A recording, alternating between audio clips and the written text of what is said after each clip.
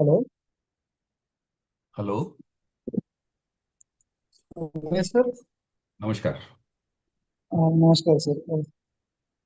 Good morning sir. एक 5 मिनिटं मी अजून ग्रुपवर लिंकच टाकली नाही. लिंक टाकतो, लोक जॉईन होतील.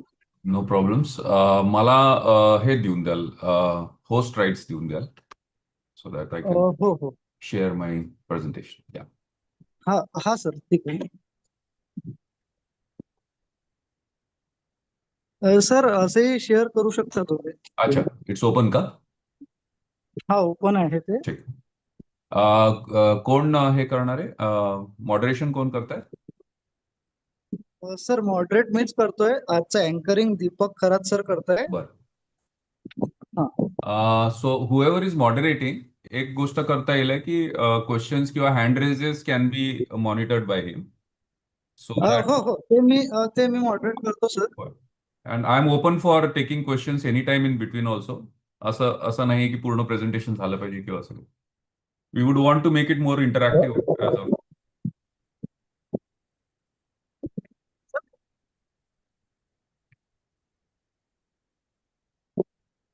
हॅलो. हा सर. हां, इंटरॅक्टिव्ह ठेवूयात. So keep keep a watch on hand raises और क्वेश्चन्स. हो, ठीक आहे सर. हो, जस्ट 1 मिनिट द्या सर. मी आधी ही लिंक शेअर करून देतो ग्रुपवर, शुअर. सो दॅट सगळे जॉईन करतील. शुअर. शुअर. हॅलो.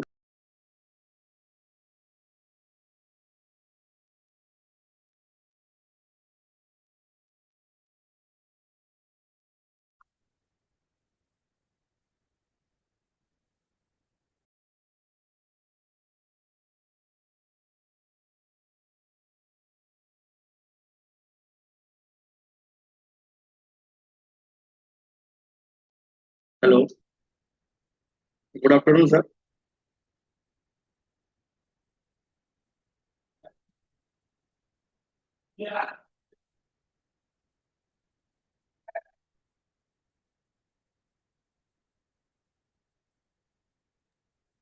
हॅलो. हा, खरात सर, येतोय तुमचा आवाज आता? हो.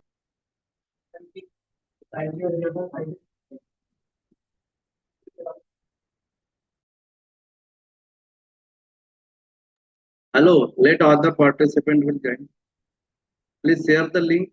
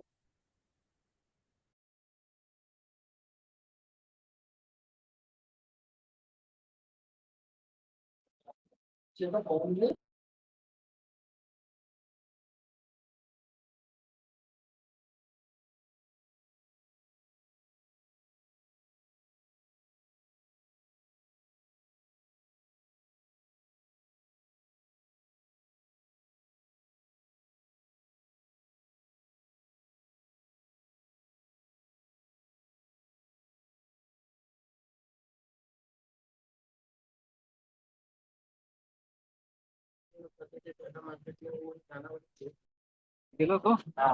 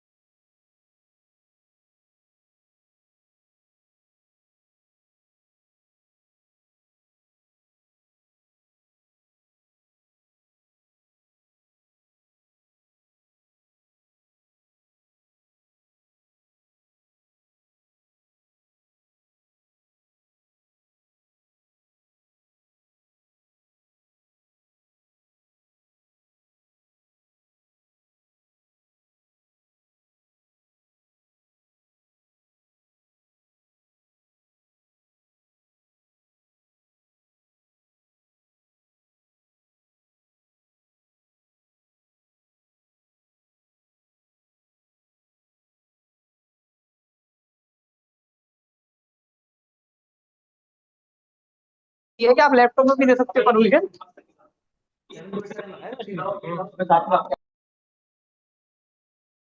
सही बात, टेबल पे भूल जाती है। हाँ, खुली नहीं पता घर पे laptop.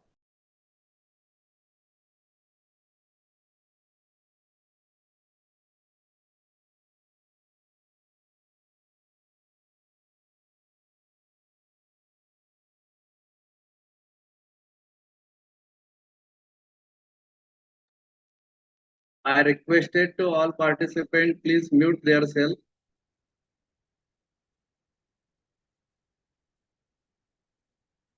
Shall I start the session, sir? Achalya, sir?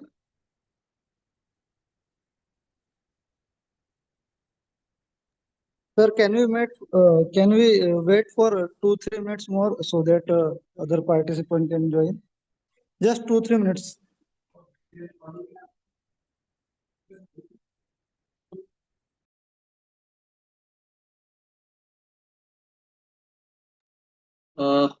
Good morning to all of you.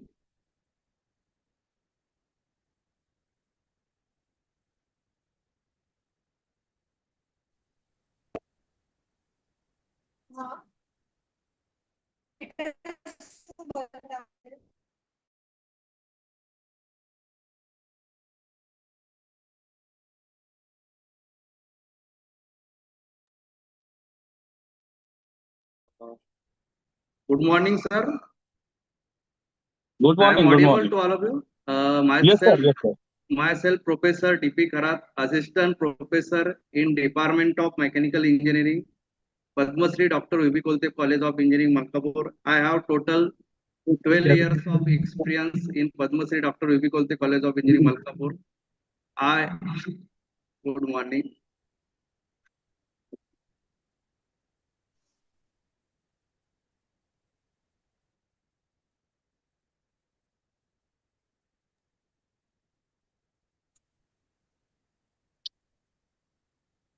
So I want to invite today's guest, that is to all distinguished guests, respected dignitaries, faculty members, participants, and dear students.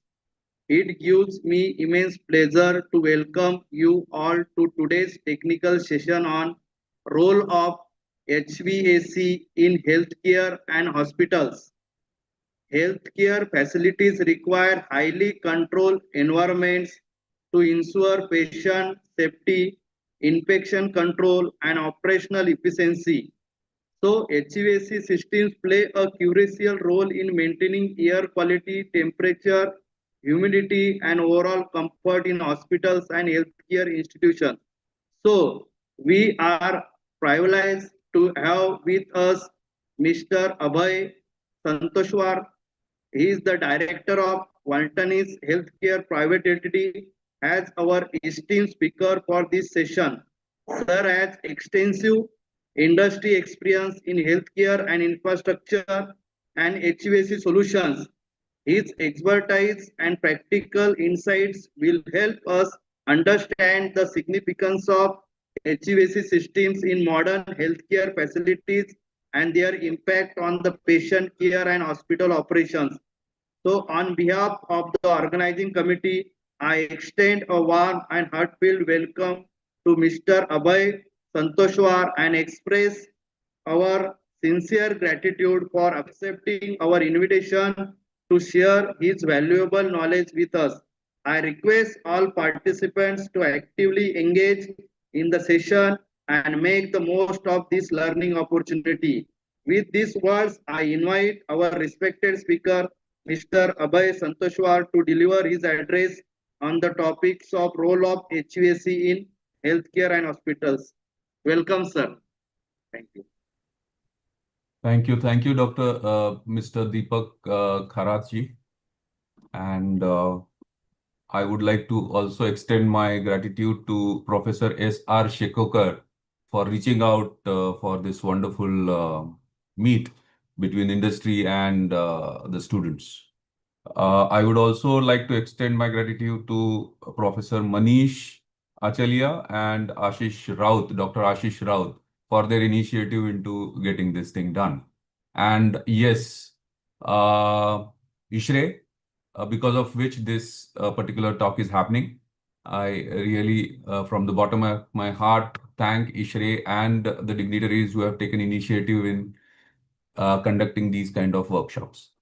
So if I may understand and if Deepak ji can help me out, the participants today are going to be students from which year and who all are participating into this. If you can just... The participant is a faculty members, research scholars, and also the students. Okay. And all are mechanical engineers. Yes, yes. Yeah. Dr. Mahesh ji, can you please mute yourselves?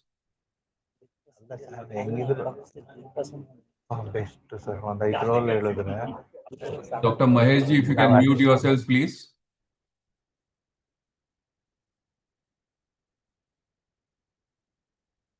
Okay.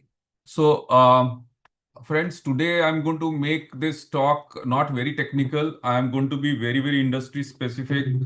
I am going to actually take you through a few things where we as engineers can make that difference, opportunities. So it is aligned at that. Please feel free to stop me whenever you want with your questions. And I'm open to take all the questions as such.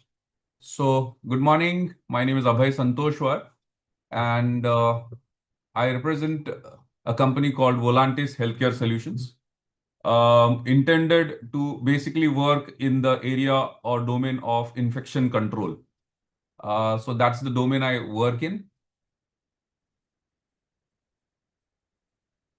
And today's topic, which is role of HVAC in healthcare facilities, I call it an invisible lifeline.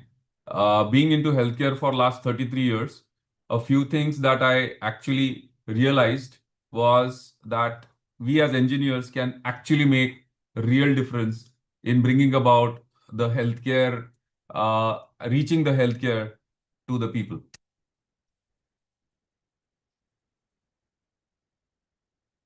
The problem is that, yes, we as a country are highly stressed as far as healthcare facilities go. There is a huge, supply gap to the demand that we have, and we all are fighting for that. While doing so, we are also fighting a few invisible things like infection. A facility which is already very, very stressed is again affected by infection and hence stressing it furthermore. According to the statistics which are available all around, 313 million people undergo surgery every year. And out of that, almost 3% are losing their life because of the SSI. SSI is nothing but surgical site infection. In very easy terms, it's going to be during surgery, some pathogens will transmit from the air, from the hands, from the instruments, from the doctors to the patient, and that's where he is affected. And yes, it has got a huge cost because a patient goes into a hospital for a surgery, he gets operated, he stays there for 3 days normally if that surgery requires so. But if he catches an infection, his stay might increase to as high as 15 days to a month. And hence his cost for healthcare for a query which was actually not, he was not carrying that, is higher than his treatment itself. These are a few stats available all around.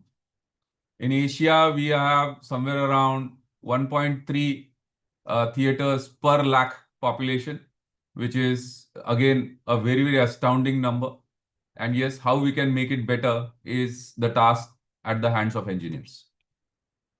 This whole red thing is a healthcare stressed belt which has been shown.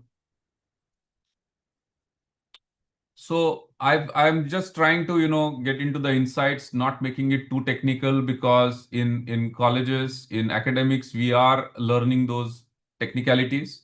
How they can be applied is something which is going to be my focus today. Why hospital HVAC matters? It matters because you're going to the hospital with some issue with your life. It could be life-threatening. It may not be life-threatening. But yes, you are entering into an area where you are going to get yourselves treated. And such hundreds of people would be visiting the same place. That means people with several infections are going to collect in a facility called hospital. And hence it becomes an area of concentration. Hospitals are, of course, life support things for us, and they definitely are not amenities, and hence they will have to be looked after better than the other amenities that we do. The environmental control factors that we want to devise in any hospital is the ventilation factors have to be much better than even a living room area of our house. Why? Because there is a concentration of pathogens, there is a concentration of infected people standing there. We have to, as engineers, understand the role that HVAC could play. When I say HVAC, I mean it all. The heating, the ventilation, and the air conditioning. Because by HVAC today, when I speak to so many people, they still mean only cooling. It is not so. It is heating, cooling, ventilation, everything. We as engineers have been taught how to analyze pressures, and they play a major role when it comes to domains like hospitals. We as engineers are taught filtrations, and they play a major role again while designing the hospitals. Typically, when you open a window in a house, you are letting some fresh air to come inside. What it facilitates is, it facilitates some fresh air, removes the stale air out of your living room or whatever area, and it makes you feel fresh. Why do you feel fresh? Because the stale air is gone. And this stale air is not only stale, but it is also infected when it comes to hospital areas.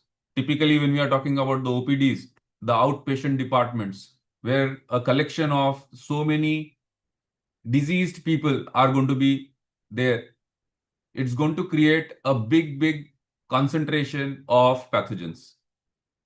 Thermal regulation, the moment you talk about a public area where more number of people are visiting, the heat of that area is definitely going to increase, which needs to be taken care of. The exhaust, the carbon dioxide that we exhale, the pathogens that are going to come out, they need to be taken care of. The humidity that builds up. So these are all core areas as engineers which we need to treat. Pathogens, yes, they can be filtered out. Different types of filtrations can be used. The airflow direction is something which is very important while designing a hospital. And I believe that a mechanical or a ventilation engineer has to be a part of the architectural design team. We as Volantes, we assist a lot of architects all around the country to assist them on the ventilation parameters, the service areas which are actually created for keeping your equipments, because those are the most neglected areas in a hospital. If you talk about an outdoor unit, it is normally hung on a wall with no place to actually reach, and maintenance is far not possible. We listen to these accidents which are happening all around the country when the temperatures are soaring, air conditioning units giving away. A lot of role is towards faulty installations, improper electricals. These are the areas which actually are core areas and opportunities for us as engineers to solve. The specific role that an HVAC plays in a hospital is going to be mitigating the nosocomial infections, the airborne infections which are going to happen all around the hospital. Right now, it is estimated, this is a data for basically the developed countries, 10% of hospitalized patients are contracting hospital-acquired infections. An infection which is acquired into an hospital is called as an hospital-acquired infection. He's not coming with that infection to the hospital, but he is going back with that infection from the hospital.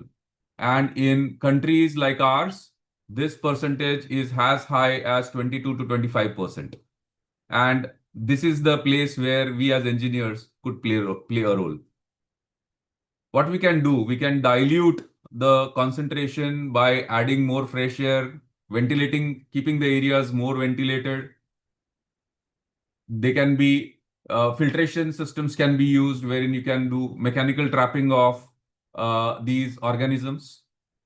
If we have the exhaust from these buildings have to be properly contained, they have to be filtered and then sent out so that outside area does not get infected.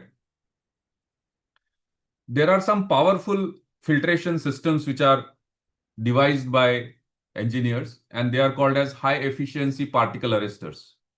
These high efficiency particle arresters can actually filter out a 0.3 micron particle as well. As we know, microorganisms, they cannot fly on their own, they cannot transfer on their own. They would be actually piggy riding a dust particle. And how big a dust particle? There were certain researches done, and people came to know that most of the pathogens, they come in the series of 0.5 microns. So we started collecting organisms or particles which are less than 0.5 microns. Hence, a HEPA filter typically comes at a 0.3 microns, wherein it is able to take care of most of the particles and hence the pathogens. So we are actually not filtering out pathogens, we are filtering out the dust particles. And the efficiencies are as high as 99.97 to 99.99. And the target for these filtrations are definitely the mold spores, the aspergillus, the fine droplets which are coming out. And yes, these filtration systems used in a proper system again only will be able to fetch those results. Otherwise, we may end up into poor maintenance issue if they are not done properly. Some factors which as engineers we can do are creating a positive pressure in a room. The moment you create a positive pressure in a room, outside air will never enter into that room.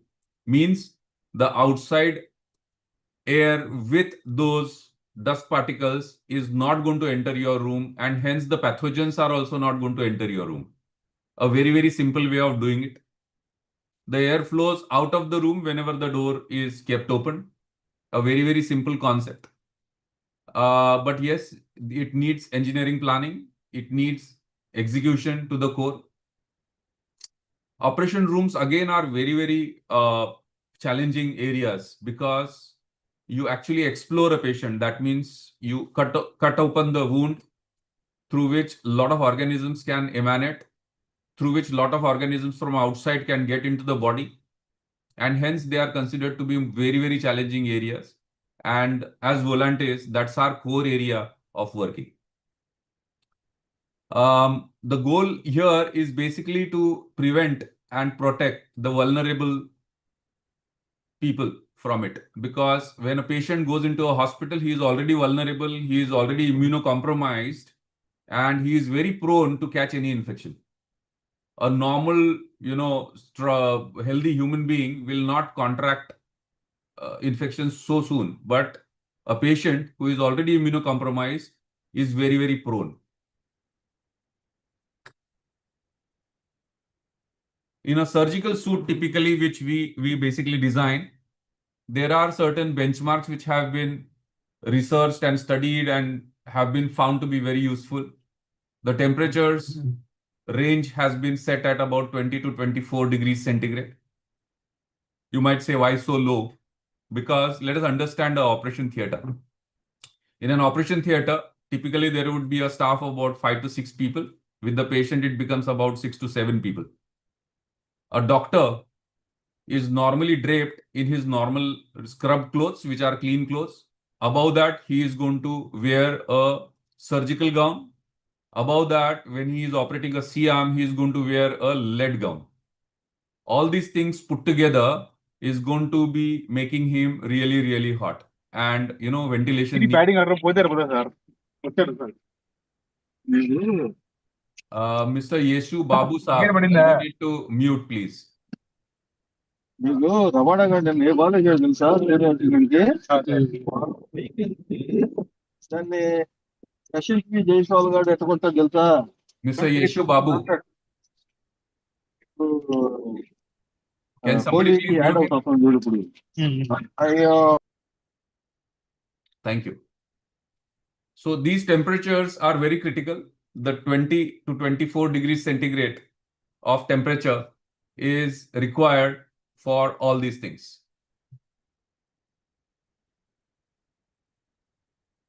The humidity again is a very, very important factor, because with humidity we are also trying to control the density of the air.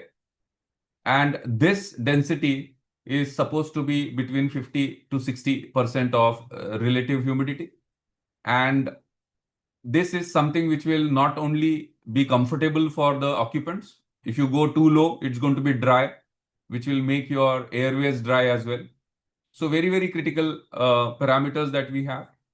In operation theaters, we normally have 25 to 30 air changes. When we say 25 to 30 air changes, it means replacing the complete volume of your operation theater 25 to 30 times through a HEPA filtration system. So a process called dilution happens, and you are able to have a class 100 operation theater, means only 100 particles in a cubic feet volume of air. So that is the level of air that actually is delivered at the operation theater table. Yes, it needs a little bit of engineering, but no rocket science. We all need to actually get into it and start working towards it. Processes are all set. The only thing is we need engineers with an approach to actually implement that. The airflow directions are again very important. When the air comes on an operation theater table, it comes from the top, it goes over the patient and goes back to the ground, picks up all the dust on the way and goes back from the return air ducts, which are maintained at a lower gradient, lower level. So it's basically an air wash what we are trying to create, a sterile air wash, a continuous sterile air wash.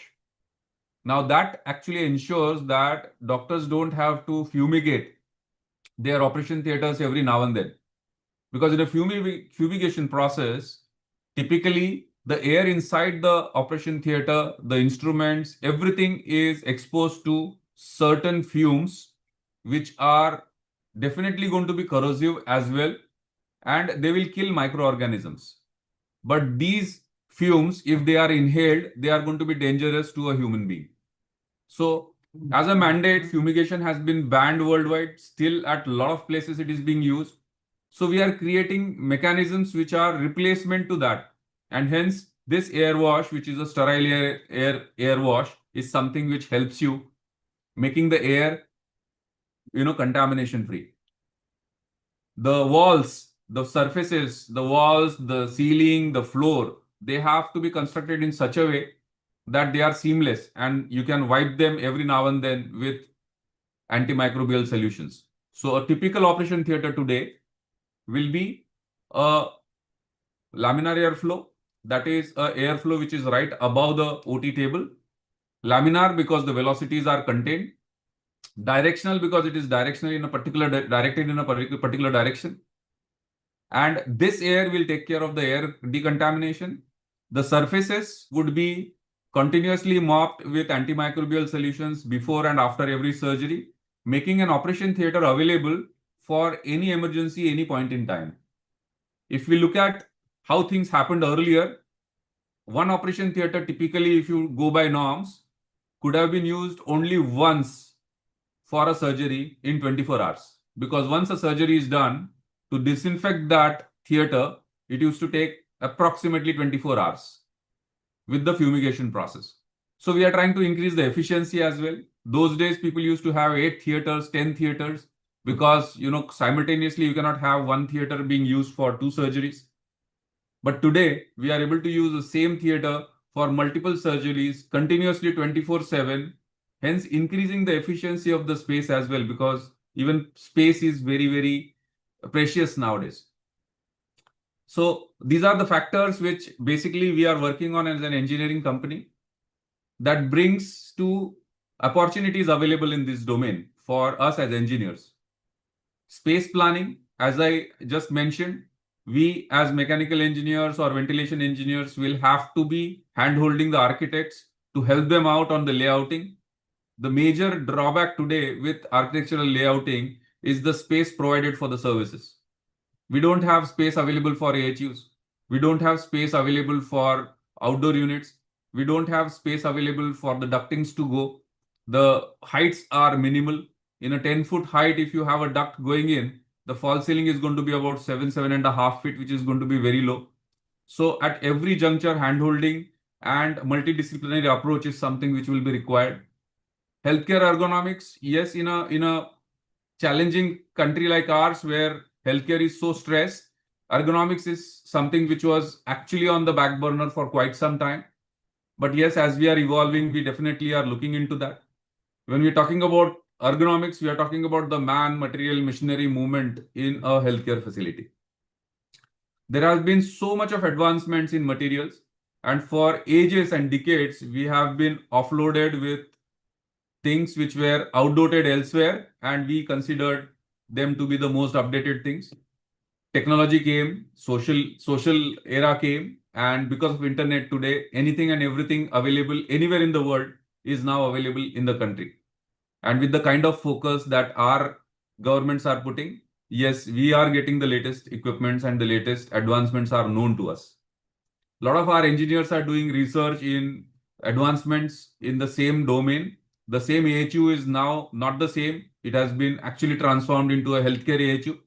And very soon, as I come to know from the ISHRAE technical talks, there are going to be healthcare AHUs, specifically designated healthcare AHUs, which will make things easy for us to implement at the ground level.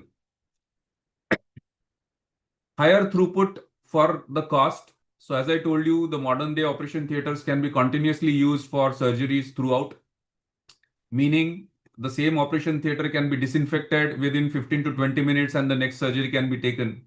So there is a good throughput for the same space. One 400 square feet or a 450 square feet operation theater is now able to suffice to 8 to 10 surgeries the same day. We as engineers will have to be good time planners so that the timely completion of these healthcare facilities help doctors to save their money, and hence they will be able to produce more number of beds for us to be treated. We as engineers again will have to adhere to the norms. We definitely need a lot of gut in preaching these norms and practicing them ourselves as well. So friends, if you see, almost in our country, 85% of the hospitals are up for upgrade. What do I mean by that? What I mean is operations theaters have been there in place for ages. But are they the same modern operation theaters we were just talking about? No. So they are up for upgrade. And authorities like National Accreditation Board for Hospitals, NABH, they are supporting hospitals to understand what could be the standards, how the processes to be implemented, how the spaces to be implemented. ICUs, fortunately, are gaining some importance today because of COVID. ICUs suddenly came into the forefront, and yes, people have started knowing what an ICU is, what an ICU should be, what a negative pressure ICU is, what a positive pressure ICU is. And we are getting a lot of requests from architects to help them out on designing ICUs. Prefabricated and pre-engineered is the way to go. When so much of a market is there, definitely you cannot waste your time building these theaters. You will have to make them prefabricated. You will have to make them as easy to install. You will have to make them, as efficient in terms of time management. And national accreditation boards and JCIs, they have actually emerged as standard authorities, and people are slowly adapting to these standards, which is making our job easier. We as engineers are being helped out with these recent advancements which are happening in the field of healthcare. Just to give you an idea of how a market could be, because ultimately it should jolt down to economics for us as patients and for hospitals or healthcare providers. An average ticket size of an operation theatre complex development comes to about 50 lakhs of rupees. A lot of people might not be aware that there is so much of investment which needs to go into it. Approximately, we have 70,000 hospitals right now.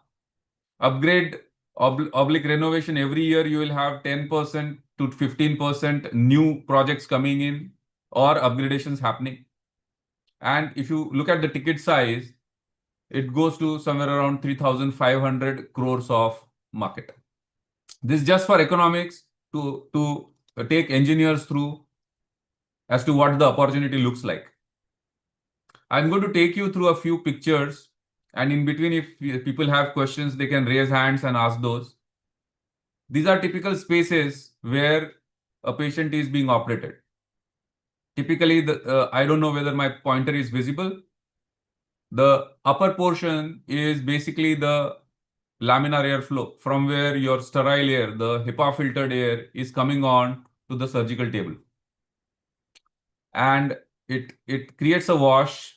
It picks up all the particles on the way, goes back into a return air duct. So this is how typically the flow would be. All the surfaces, they look very, very seamless. So every time you mop, you're going to be mopping them very effectively. All the accessories like the view boxes, the control panels, the writing boards, the windows, everything is so flushed, they assist cleaning. If you see, the electrical accessories also have been mounted in a way that they are accessible very easily. If you see the light illumination inside the theater, it is so appropriate, people will not see fatigue. Some ergonomical factors like the windows which bring in the natural light and the visibility outside the theater. Just imagine a doctor who is operating 4, 5, 6 hours in a theater. Monotony sets in, his endurance levels, he gets into fatigue, and yes, his efficiencies would reduce.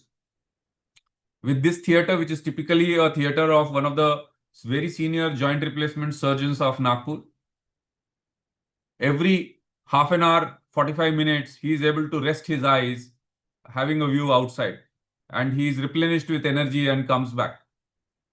So typical things which are there. I'll just run you through a couple of photographs of the same place. Accessories like the ceiling delivery units, wherein you have power connections and the gas connections coming in handy right at near the operation theater table. The hermetically sealed doors. These doors actually seal the complete theater from inside. Hermetically means it is able to take a pressure of about 55-60 pascals.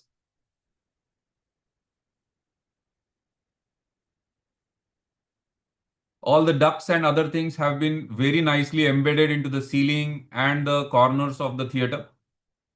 So this is where we as engineers would have to play a role. A few storage things would be required in an operation theater anyways. When he does not want the outside light to disturb him, there should be a provision to blind it. And hence, encased motorized blind is where it helps you. Typical accessories like the OT lights, they have to be incorporated in such a way that it does not waste much of your laminar flow area and there is no dead space actually around. This is where the ergonomics would come into picture.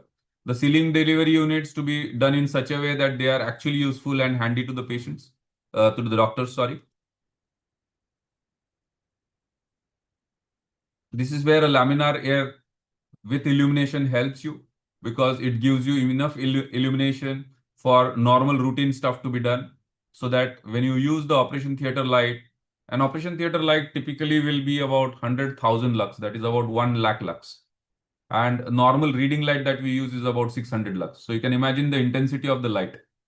If you are required to use operation theater light for each and every purpose, then it's not going to actually be efficient.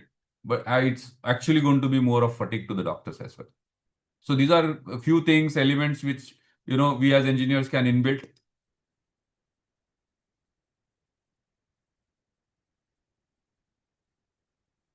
Now, this is typically the hand wash area of a operation theater complex. The hand wash area comprises of a hand wash scrub where he gets RO, that is a clean filtered water, through which he is able to wash his hands, scrubs and all, and then he walks into the operation theater for the surgery. Typical devices like the pass boxes, which helps him remove the material from the operation theaters into the infected areas. Proper isolations, the entries and exits to be planned in such a way that your patient movement becomes easy. Again, ventilation of those airlocks are very, very important.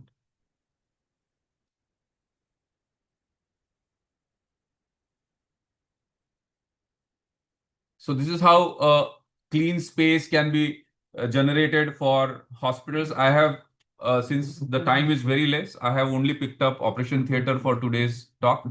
And this is what we as engineers who are required to make in the hospitals, and huge opportunity in terms of economics also I have shared with you.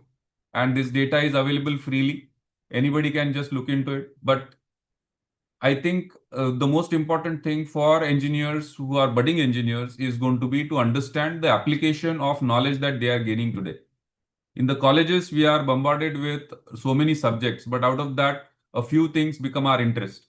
And when we know that this interest is going to translate into something which is going to be more sustainable, which is going to be more useful to the society, I think our learning becomes more enjoyable.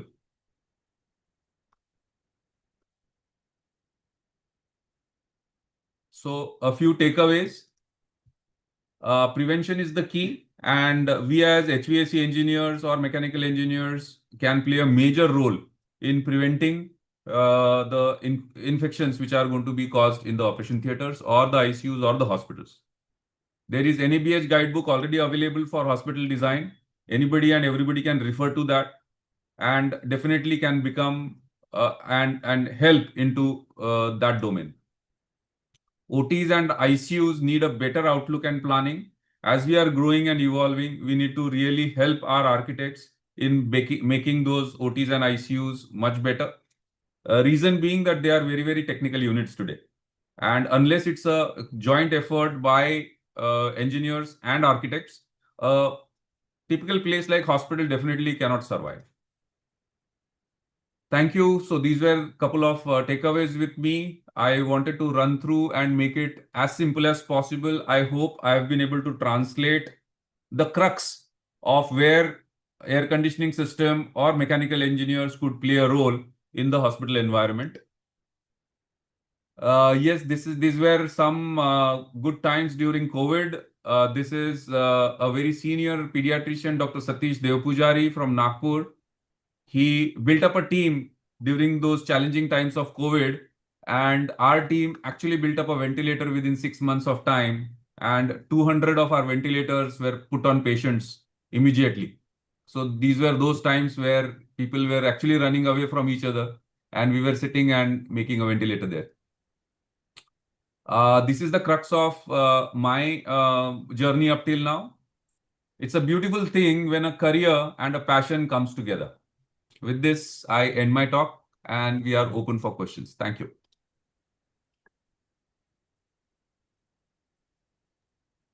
Thank you, sir. Any participant wants to ask any question?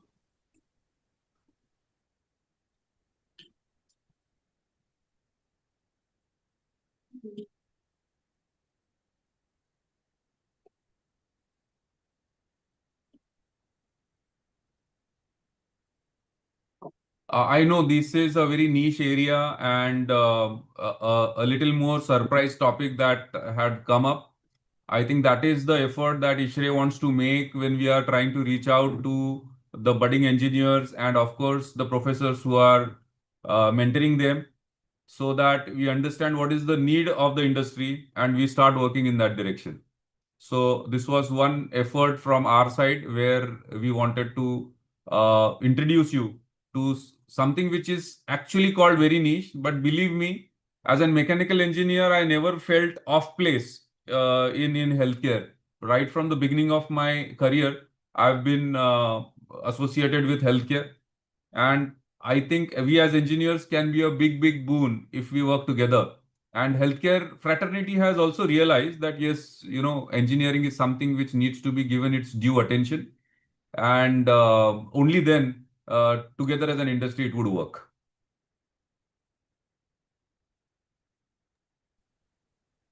Sir, there is So one question in chat box. yeah, Dr. Ravindra Surase.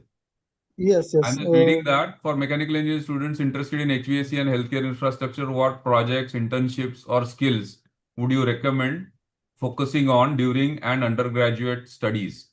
Dr. Surase ji, our engineers can be doing some internships with actually the implementing engineers who are actually implementing the healthcare projects. We can actually make them go around with hospitals to understand their services. Big hospitals, they have proper engineering departments, so they can have internships there, small internships. Large internships can be done with HVAC consultants, healthcare HVAC consultants like our organizations. There are a lot of organizations of such stature available in the country. So in a focused way, if somebody wants to approach his career, these are the areas where he can actually, focus upon.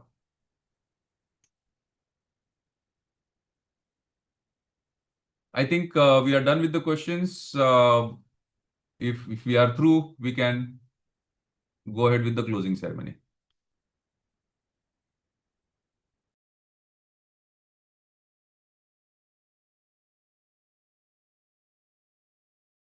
Deepak ji, I think you can do the closing. So Deepak sir is not here. I'll do with the closing ceremony. Sure. So thank you very much, sir, for the insightful session. And I hope all the faculties and participants have gained so much knowledge through your session. Uh, yes, I know that this area is kind of new to mechanical engineers, but uh, as a mechanical engineer, we also play a vital role in HVAC design and implementation in healthcare industry. So yeah, it will be very helpful for our faculties and all participants so that they can inculcate this knowledge in students. So on behalf of our institute and the organizing committee of this FDP, I thank you very much, sir. That's it from my side. Thank you. Thank you so much, VB Kolte College, for taking this initiative, and all of you all for attending this. I think there is one hand raised by Alexander ji. Yes, Alexander ji, please unmute yourselves. Alexander, you have a question? I'll do my best to answer. Just get my attention with a wake word and ask. Alexander, if you have a question, we can attend to it quickly, or else we are good to close. Fine. Thank you all. In case you get any queries on this subject, I'm always open. You can share my email ID with people, and yes, we can be of some help somewhere. Thank you so much. Sir, Surase sir wants your contact information. So if you can please share it with participants. Fine. I'll share it on the chat box. This is my mail ID.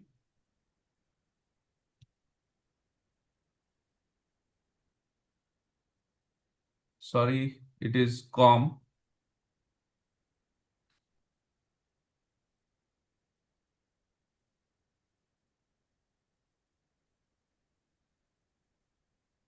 Yeah. Okay, sir. Yeah. So you can Thank you. connect me on this mail ID, and I'll be happy to answer your queries. Right. Thank you, sir. Thank you so Thank you. much. Thank you. Bye. With your permission, can we start with next session? Please go ahead. Yeah, thank you, sir.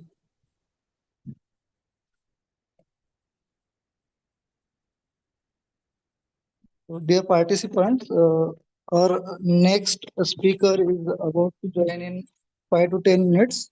So I request you all to stay connected and be patient.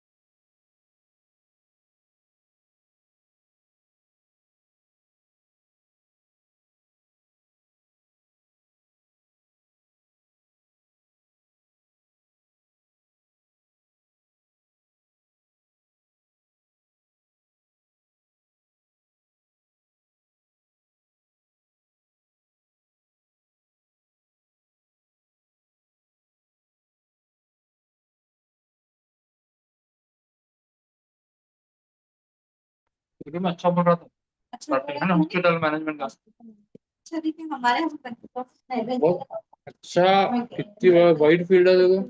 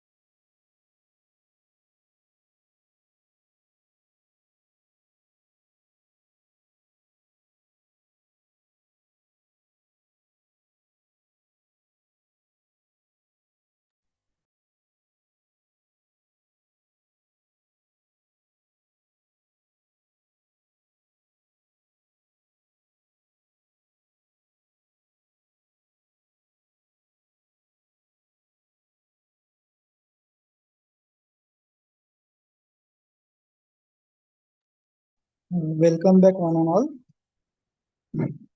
Our second session speaker is with us. He is Krunal Maske. I welcome you, sir. Yeah, thank you, sir. So let me introduce our second session speaker, Mr. Krunal Maske.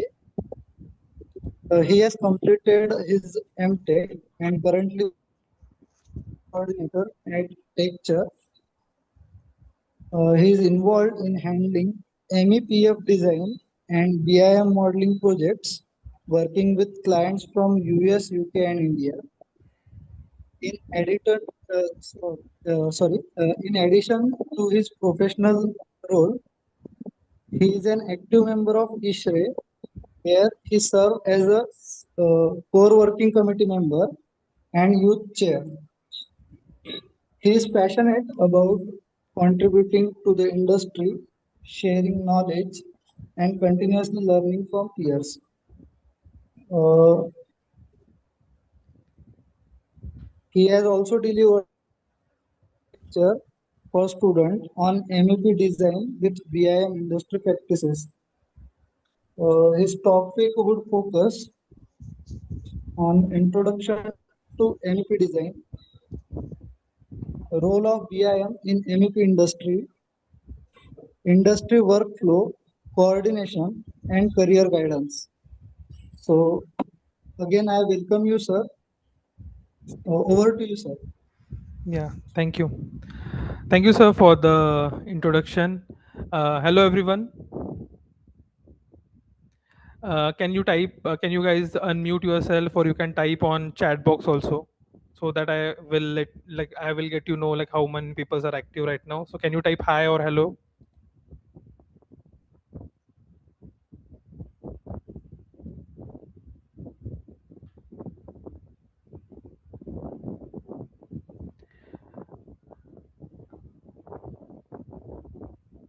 Okay. So we will keep this session like an two-way interaction only. I am here to you like give you guidance about the BIM industry, like making you aware about what is BIM industry. Okay. So if in any case if you have anything, you can just raise your hand or you can unmute yourself. You can ask the questions. Or in case if you are not comfortable like unmuting and asking the questions, you can type on the chat box also. Comfortable? Say yes or no.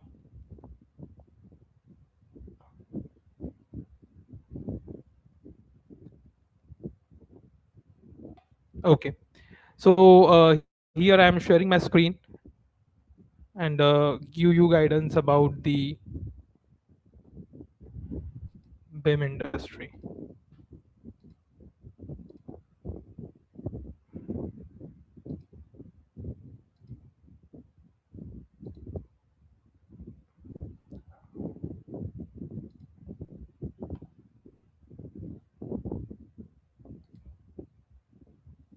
My screen is visible, guys? Yes, sir, it is visible. Okay. So anyone aware of what is BIM industry?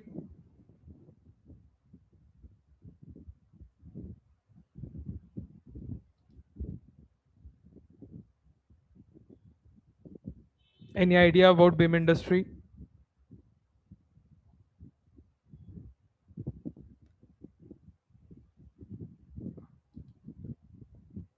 Can you just reply on the chat box?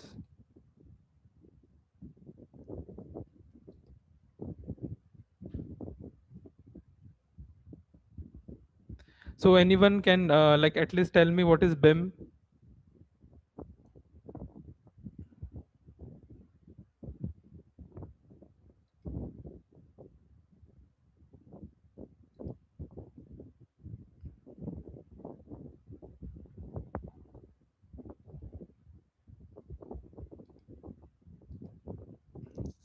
Like we need to make it like more interactive, because if you guys didn't respond, then how will I get you know like you are in like you are active or not, or you are interested or not?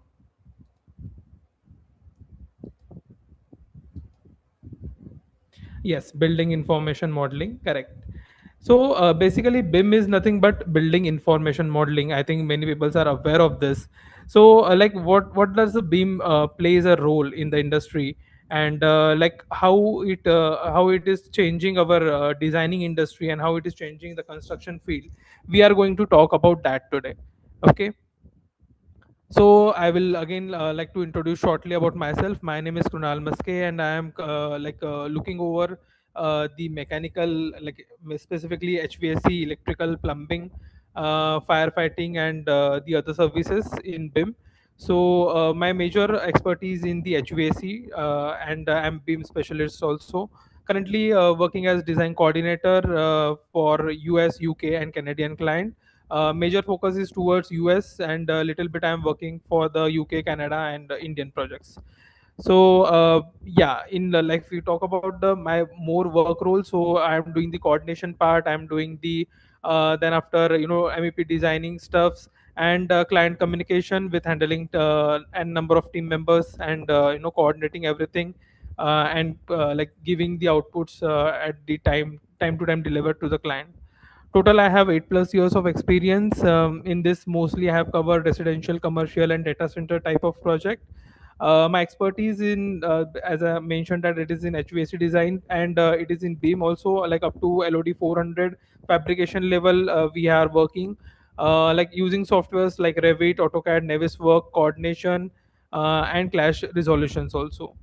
Definitely, we require knowledge of ASHRAE and ISHRAE standards to know more about the industry types. And if we talk about what is BIM, so again, as you guys have mentioned, BIM is nothing but the building information modeling. So if we go in more detail about this, so what does building stands for? Building is nothing but a kind of a project on that on which we are working, it is kind of a construction project on which we are working, right? Information is nothing but the data embedded into every single element of a structure. So build like in BIM, build B is nothing but the building, that is the project on which we are working. Information is nothing but the information of each and every element which we are constructing, which we are modeling, making it on real world. So data of each and every element is nothing but the information. And if we talk about the modeling stuff, that is nothing but the creating a virtual project model before starting the work physically on the site, right? So whatever we want to start up on the site, before that only we are creating one 3D based model on which we can walk through, and we can see each and everything in a very detailed manner, like how it will going to look on the real, like as built. So nothing but this BIM is nothing but working on the entire part of a building structure, so that we can get each and every information in very detail. So BIM is nothing but building information modeling. It combines design plus data plus collaboration. So whatever we are designing, it is in, suppose it is in terms of architecture point of view, in terms of structure, in terms of MEPF designing. So that designing, we collect each and every data of each and every individual single element, and that we are collaborating on a collaboration platform, and we are presenting to the client the 3D model, like how it will going to present, and what will be the cost for this project, how much time duration it will be required. So this complete information is giving through the BIM. So it's nothing but create a virtual model of a building before construction. If we talk about what is LOD, so like when we like do anything, each, like if in case of, for example, if you are doing the designing part, so there are stages in designing also. Like we first of all prepare the schematic design, then we come up with the the detailed one, then it is again come up with the more detailed information kind of thing. So in the similar way in BIM, when we are doing the modeling stuffs, so there is a level of development which we call LOD, which is again further classified, so that when we are communicating with the client, so we can understand like what does the client exactly required. Understanding the client requirement, we come up to know like up to what level of the detailing, up to what level of development the client want that model. Okay, so by understanding those things, we come up with the terminologies what is LOD. So basically LOD is nothing but the BIM level development, and there are almost like 5 to 6 stages in BIM, which we call as LOD 100, LOD 100, LOD 200, LOD 300, LOD 350, LOD 400, and LOD 500. So you can see when we talk about LOD 100, it is nothing but the 2D schematic diagram, okay, which represent what we exactly want, right? It is nothing but 2D kind of thing when we talk about LOD 100. If we talk about LOD 200, it is nothing but there are several examples here we have given. So this is the kind of a motor example, door example, structure example, and the kind of an house example. So when we talk about LOD 200, so 200 is nothing but like a rough model, a basic model which you can guess like how it will be look in 3D. This is just like a rough structure. If we talk about LOD 300, so it will come up with more details. If we talk about LOD 350, like it shows you clear, like modeling point of view, it shows you each and everything in very detailed manner. If we talk about LOD 400, so it is come up to the fabrication model, like how it will get fabricated in the site, like as per that things, and level of detailing, like information also comes under this, like each and every component specification and detail, like information we provide in LOD 400.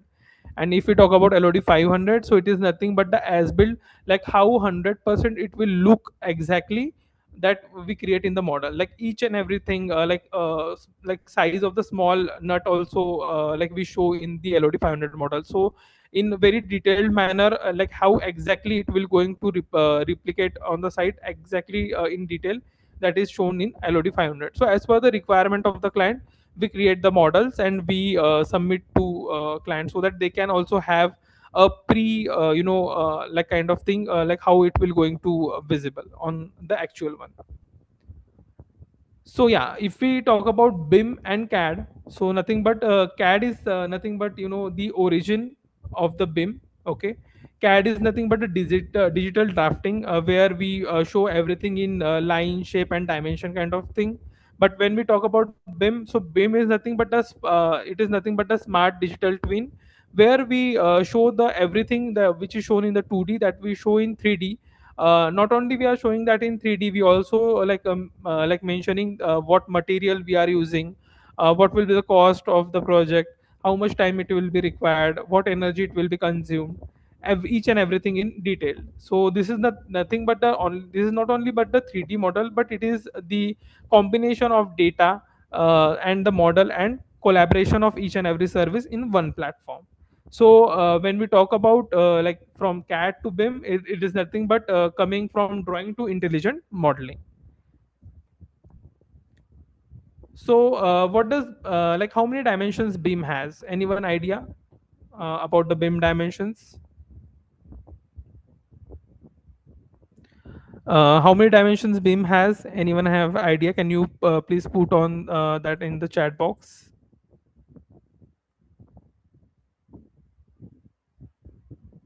Six. Uh, Prat- yes. Anyone else?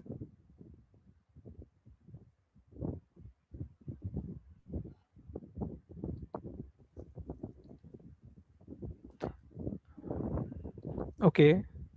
Nine.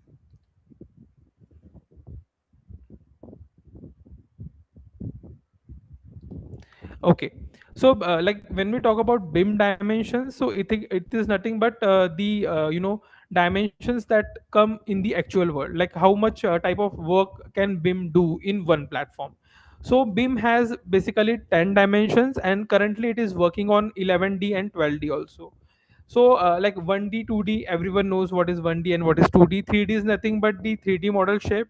When we talk about the fourth dimension, that is nothing but the scheduling, that is nothing but the timing, like how much time it will take to complete the entire project. So that also BIM provides.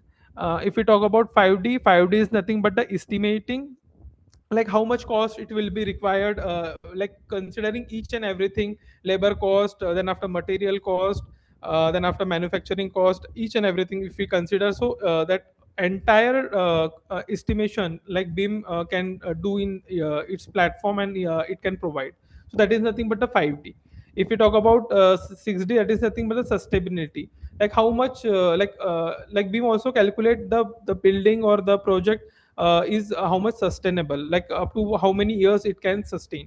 So that also in detail BIM can provide, and it also can provide like when we need to go for the maintenance, when we need to go for reconstruction and everything in very detail. 7D is nothing but the management. So management, like this 7D is mostly applicable when we go up to the large scale project, like for example for mall, if we can say, or for example for data center project, where we have multiple components, multiple services are active there. So we need to manage each and everything, and we can't go physically everywhere and check each and every item. So for that the 7D is introduced, where like the model itself indicate for example, suppose for example one AC is not working. So that model itself indicate that in this room, suppose there are thousands of rooms, so particularly the room number, a specific the component number, and each and everything the model will detect, and it will let us know like this is not working, so we need to go and check.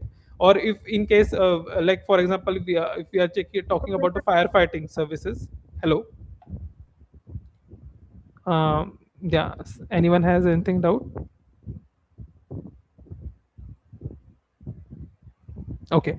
So if we talk about the firefighting services, so like we need to know if we talk about the fire extinguishers, so after each and every like year, there is a duration period, then we need to refill that fire extinguishers. So that also information, when we need to refill that, and when we need to do the maintenance of any components, like for example for the engines, for the motors, whatever the equipments are placed in that building. So whatever things are there, each and every item has their detailed information, and the management 3D model gives us pre-indication for each and every services. 8D is nothing but a safety, kind of a safety kind of thing also in construction. Also when we are doing the construction, like where should the labor should stand, like what is the structure type, where the structure is strong, so where we can put more weight, that kind of detail also this model gives us.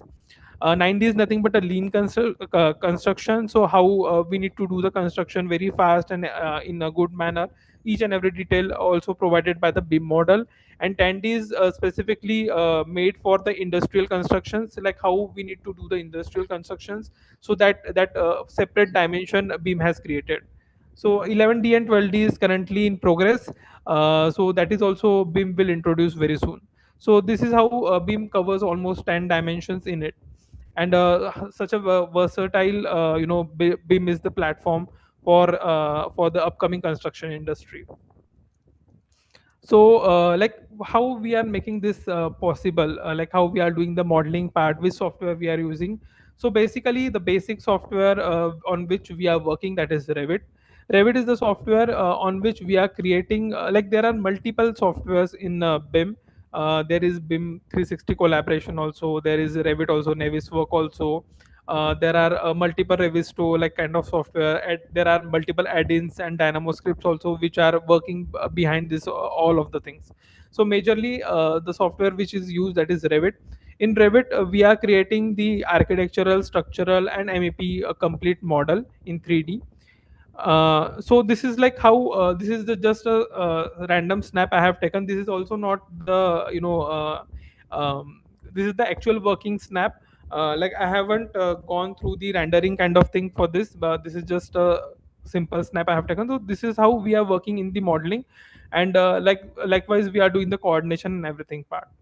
So if we talk about like what is BIM in HVAC, as we are more focusing towards the HVAC air conditioning industry. So BIM is nothing but building information modeling in HVAC design is a digital process where HVAC systems are modeled in 3D with detailed data. It allows engineers and designers to plan, analyze, and coordinate systems like ductwork, piping, and equipment with other elements, reducing errors and improving efficiency. So basically, when we are doing the modeling part, like there are multiple services running in the ceiling, right? So yeah, there are duct also running, there are pipes also running, plumbing pipes are there, firefighting pipes are there, electrical cable trays are there. If we have other services, then like that service is also going through the ceiling, right? So we need to coordinate each and every service. We also need to check the design perspective for that. Like many times earlier, what happened when we are doing the like when we are directly reading the 2D model and we are going on the construction side, like when we are doing the modeling, like when we are coming up the construction part and when we are placing our equipments, so many clashes were like detected on the site. And then to resolve that clashes, site engineers generally provided bends to like duct, for example, or for pipe. And that reduces the quality of for example, if we talk about HVAC, so that reduces the quality of air what we want at the output, right? The velocity get reduced because of n number of providing bends to reduce the clashes. So because of that, like we are like investing like a big huge amount of money in all these services. And if we are not getting the desired kind of an output, then the money is completely waste. So to reduce those things, what happened on the site, we generally do that thing directly in the model itself. We do coordination of all the services in the model. And after coordinating and after checking with the designing aspect also, then we freeze the model by resolving each and every clashes, coming up with the zero clash model. And that model we used to give to the site engineer, where the site engineer review that model. And as per the model itself, they create like they build each and everything in detail on the site. So this is how like BIM is working in the HVAC, or in fact in the MEP field. Like how does BIM helps in detecting HVAC clashes? So as I have already mentioned, like we are using tools like Revit, Naviswork, where we can automatically identify the conflicts between HVAC system and the other building elements, like for example beam, pipes, wall. This allow teams to to resolve issues digitally before construction begins before the construction begins. And this is how we save the time also on the site, and we save the money of the client. So nothing but we are checking the clashes in Navis. Majorly we use Navis for the coordination kind of thing, where we like run the clashes between each and every services. And when we are getting the clashes, there are clashes coming about kind of major and minor clashes, and some clashes which are ignorable also. So like we are checking first of all the major clashes, for example the duct clashing with the beam or the duct clashing with the pipe. So we resolve those clashes. And if in case of any kind of minor clash, that is regarding the clearance and everything, so we resolve those things also in the model itself, so that the model should be clash free. And we save our time on site, and we save our किसी extra. की चालू कर दीजिए, मेरा lecture है। तो ना इन लोग आएंगे क्या इधर अभी ये करने, ये इसमें इंस्टॉलेशन करने? I think ma'am you are on मेरा you क्योंकि are on mute. 12:30 से 1:30 है Vandita ma'am, you are on unmute. इसमें लेक्चर है। हाँ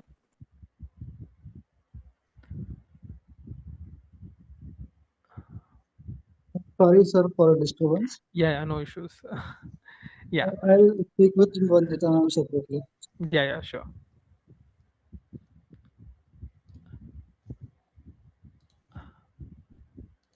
So yes, so this is how we used to resolve the clashes in the model itself, and we used to save the client money and the time also.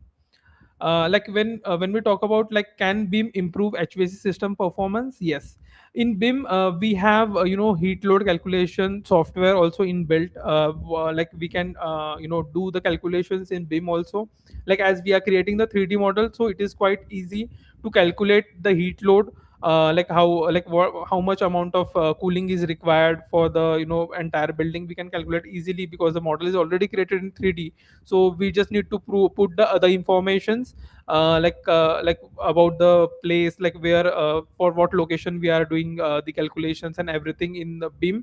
And the BIM can definitely can directly go through these aspects, and as per the ISHRAE standards, it calculated the requirement of the cooling system. So yeah, BIM is also like helping us. And there is one more tool in BIM, like it automatically do the sizing also of the duct. So that is sizing of duct pipe also. So that is how it is giving us ideal condition, like what we should do like while designing also in BIM. Is BIM only useful for large scale HVAC projects? So not at all, because BIM is beneficial for large scale as well as small scale projects also. But yeah, it is mostly beneficial for the complex project, for the large scale project, where there are n number of services are running, where the project is like a huge amount, huge volume, and we can't go each and every place, and we can't detect each and everything on the site. So like for those project, definitely it is 100% valuable, because each and everything you are getting in the model itself. So this is something which is adds value to the project. Also like improves the coordination, reduce the rework kind of thing, streamlining the documentations and installations, everything. So this is definitely a huge helpful for the project. So if it like I will give you one more example, like mostly what happened in Indian projects, like if you have noted, specifically if you talk about the residential also, generally we give the project to the contractor, and the person directly comes, like he has something kind of knowledge, so he directly build the thing. So like you just give them a brief idea, like how what you want, right? So like what is your imagination and what is his understanding, there is a difference, right? And he like you are telling as per your imagination up to 100%, he is getting like he is understanding that up to 80% kind of thing, and he is explaining to their workers, and the worker is getting kind of a 50% idea, like what exactly they need to build. And many times it happens like जब बन जाता है तो construction में अगर आप देखोगे तो हो जाता है, तो फिर जब क्लाइंट आता है तो क्लाइंट बोलता है अरे मैंने ऐसा तो नहीं कहा था, like I didn't send like this, like मुझे ऐसा नहीं चाहिए था, मुझे इस टाइप से चाहिए था। फिर से वो लाइक रिवर्क होता है, बहुत बार वो कंस्ट्रक्शन तोड़ा भी जाता है। फिर कभी कभी क्लाइंट कॉम्प्रोमाइज कर लेता है, लाइक कॉस्ट को देखते हुए कि नहीं अभी इसको रिवर्क करेंगे तो फिर और मेरा पैसा जाएगा, तो रहने दो इसको, ऐसे ही रहने दो। तो कॉम्प्रोमाइजेशन भी आ जाते हैं। So like thinking about that perspective also, like this model definitely helps। अगर हम लोगों ने आपका क्लाइंट का अंडरस्टैंडिंग भी 80% भी लिया है, and we are modeling 80%, so like directly client can see that model and give us more clarification about the remaining 20%, and we can resolve that thing in the model itself। so इससे client का पैसा definitely बचता है, rework की चीजें जो होती है वो बचती है।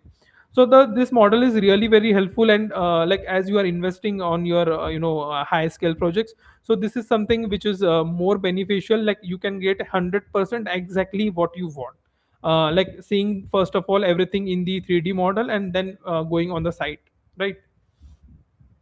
So if we talk about for the young engineers, like what skills are required if you if you want to go ahead in this industry.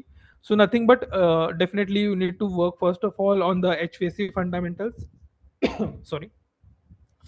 So if you are like mechanical engineers, or if you are focusing towards the mechanical part, so definitely we need to first of all focus on the HVAC fundamentals. If someone is from other background, so as per their background, if someone is for civil, so definitely can go ahead in architecture or in structural part. So if someone is from electrical, definitely he or she needs to focus on the electrical part. That is nothing but the electrical domain. And the mechanical persons can focus on HVAC, plumbing, and firefighting. So the fundamentals as per the engineering point of view, that should be clear. There should be strong understanding of your domain fundamental. If you talk about HVAC itself, so understanding of heating, ventilation, and air conditioning principles, you should be clear about those things. Must be clear about how to calculate the load factor, like how to do the load calculations, how to calculate the airflow, how to do the duct sizing, how to come up with the energy efficiency system. Okay, so you need to focus on each and every aspect. Definitely after having clear fundamental idea, you should be good in the software skills also, that is the nothing but the soft skills. So in softwares, specifically you need to focus on the AutoCAD, Revit, and Naviswork. These are the basic softwares which each and every industry is using, and this is actually very helpful for each and every person to work on, specifically in the BIM industry. Yes, so you need to focus on each on these softwares. Then after if we talk about understanding the standards, So definitely we need to work on ISHRAE and ASHRAE, specifically if we talk about the HVAC kind of domain. And also for the specifically for the BIM, we need to work on ISO 19650. This is nothing but the BIM standards. Like as per the ISO 19650, this is the standard which is used for entire international organization. So these standards basically for any region, if you are working and for any region you are creating the 3D model, so this is the international standard which help to work each and every person on the same platform. Like basically this is in very detail, like if we give the naming to the file also. So like what naming nomenclature we should follow, that things are also given in this standard.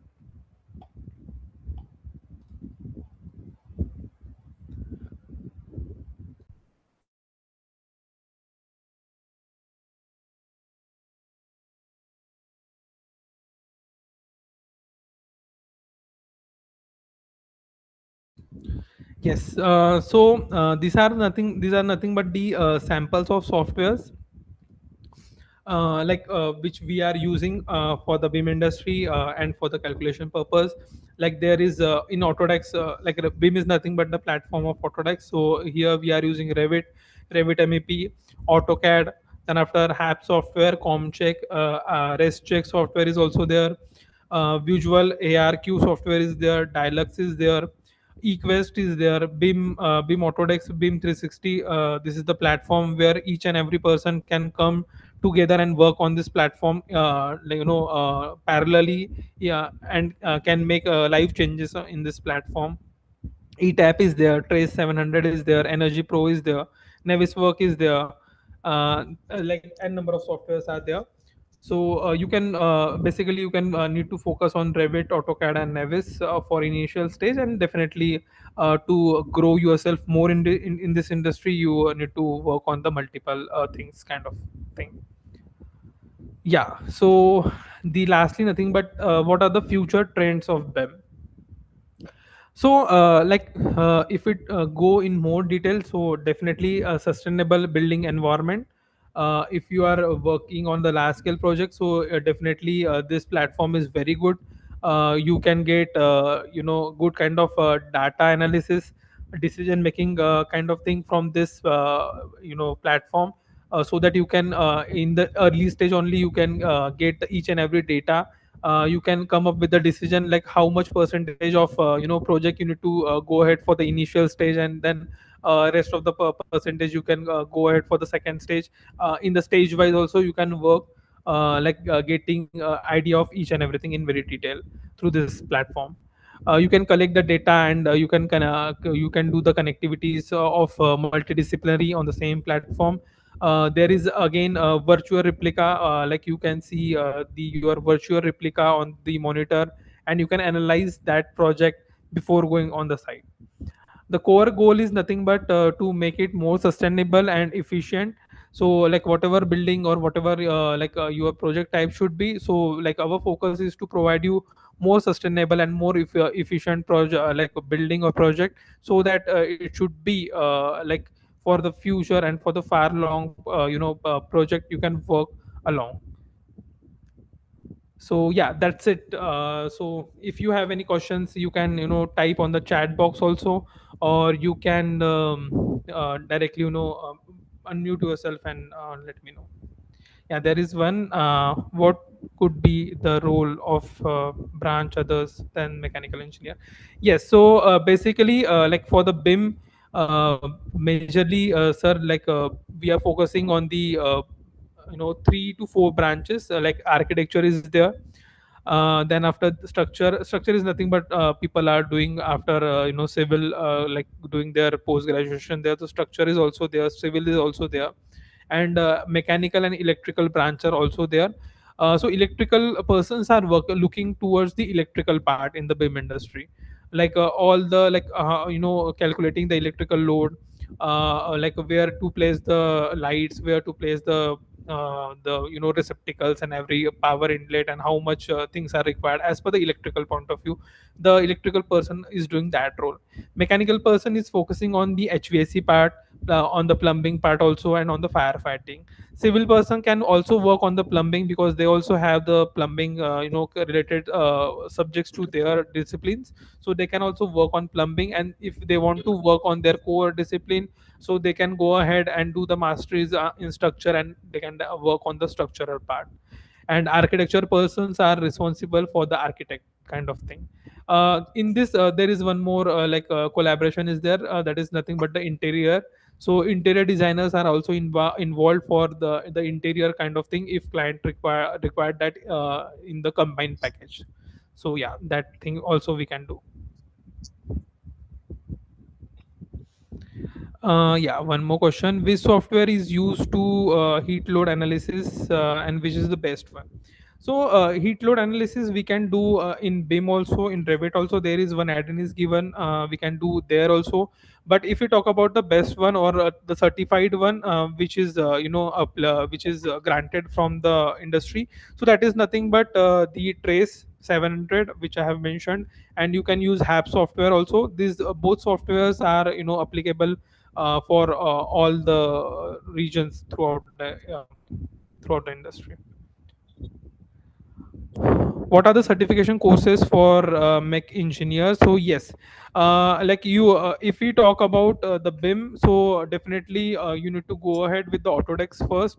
You need to do the software courses, that is nothing but Revit and Naviswork. Specifically, firstly you need to focus on the Revit, so that you can able to do the 3D modeling kind of stuff. So you can do the certifications for this. For basically I'm telling about the young engineers. They can go ahead with the software things, and they can do the software certifications, and they can focus on the Autodesk because each and everything is related to the Autodesk. So they can do the Autodesk certification, which is give more value addition to that candidate when they come up to the industry. And if they have Autodesk certification, then they definitely get the first preference with technical understanding, which is definitely much needed. Yeah, how many charges are there? So this is particularly depend on the course to course, and depend on the type of organization where you are going to purchase that. If you go with the for example CAD cam, there is another CAD guru also. So each and every person, each and every organization has different charges. But near about for the specific Revit MEP course, near about 9 to 10,000 is the charge I can what I remember. So you can do that course, and you can learn this software very easily.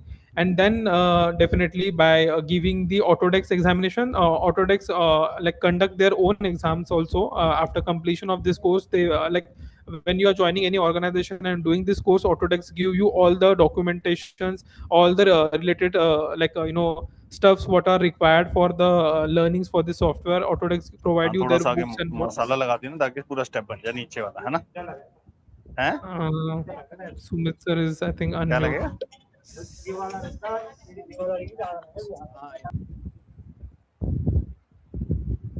yeah. So you can use you can go through that organization, and Autodesk provide you everything. And then after in a year one period come where Autodesk conduct their own exams. So you need to roll into that exam, and you need to do those examinations. And after clarifying that exam, you get an Autodesk certificate. So which is more value addition for each and every individual.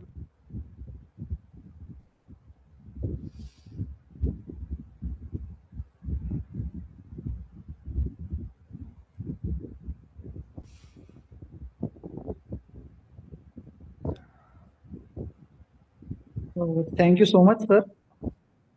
Yeah, okay. With the response we are getting in chat box, we can say that yes, it was very informative session, and sorry for the disturbance. Yeah, no issues. Hello? I think there is one more question. Yes, there is one more question I would like to answer. Is freely available HAP software? You can download the pirated version, but definitely for the approvals and for the certifications, like what we need to submit in the industry, for that you need to purchase that software, and then you need to perform, then you get the actual documented result, like which you can directly submit, and you can get approvals from the government. Yeah. Yes, sir. You can take up. I think I have answered all. Yes, sir.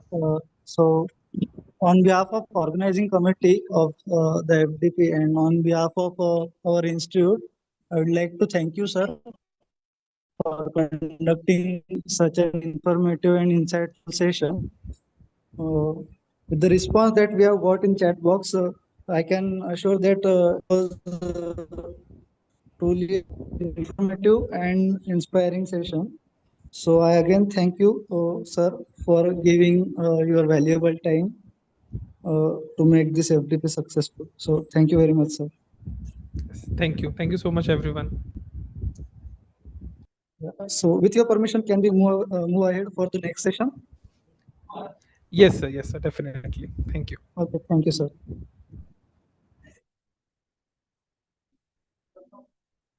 Before I start with the next session, let me just confirm that Vandita ma'am is here with us. Yes, I am available. Yeah, okay, ma'am.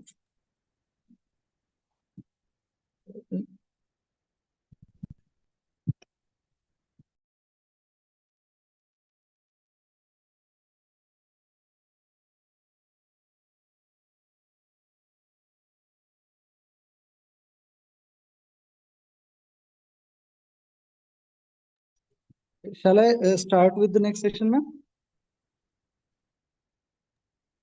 Yes, sir. Yes, sir. We can go ahead. Let me introduce our session 3 guest for the day 2 of the FDP, Dr. Vandita Sahu ma'am. So, she has pursued BE, MTech in heat power and PhD in membrane distillation, thermal science from VNIT Nagpur, where she also achieved Academic Excellence Award. She is currently working as an assistant professor at Ramdev Baba University, Nagpur. She has over 10 years of teaching experience from many reputed institutions. She has published 18 research papers, out of which 10 are SCI indexed. She has also published 6 patents and 2 copyrights. She is reviewer in International Journal of Environmental Sciences and Technology and also in Water Resource Management. She is woman chair in core working committee of ISHRAE Nagpur chapter for this year, and she was youth chair in 2024-25. So we are so fortunate to have you, ma'am, with us. I welcome you, and over to you, ma'am, for your session. Thank you so much, sir. I'm really honored to have with all of you today for this session, and I hope I'm audible properly. Yes. Okay, so let me share my screen with all of you so that we can start the lecture.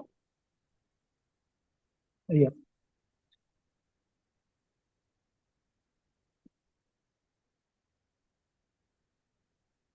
Okay.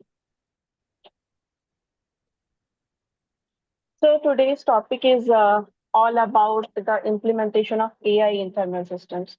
So as we are going through the ISHRAE sponsored or ISHRAE organized FDP, so it is very obvious that we should talk about the energy that we are going to consume through the refrigeration systems and HVAC systems, so that we can actually take our environment and our society towards a greener and sustainable like future.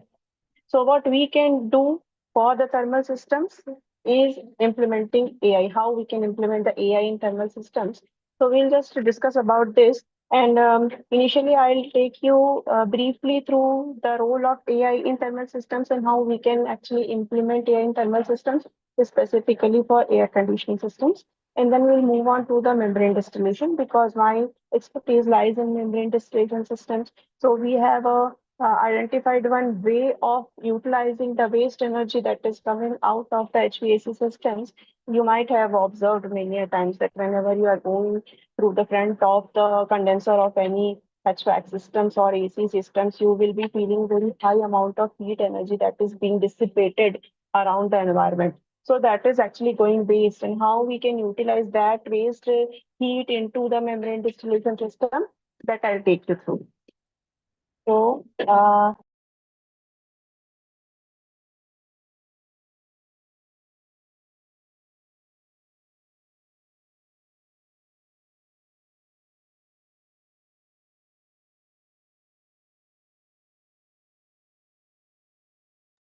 because we are talking about the AC, so first let's understand that why the AC systems are important for us in our life. And nowadays, when we are actually facing very huge amount of heat outside in the environment, so can you raise your hands if you have used your AC systems in your home or in your office? You are still using the AC, and if you're home throughout the night, if you have used AC, so can you just give the thumbs up or the raise your hands so that we can actually identify that how much AC we have been using throughout only one night, yesterday night. So I'm waiting for the responses.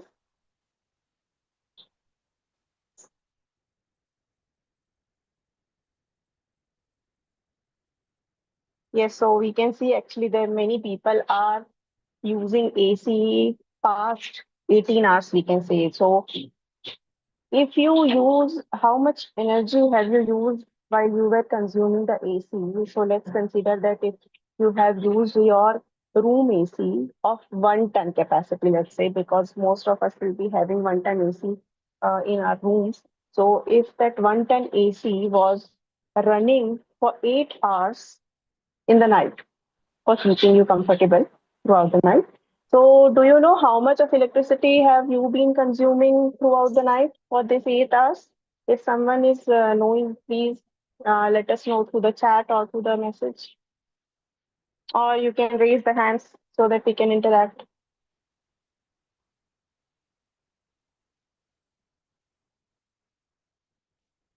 So,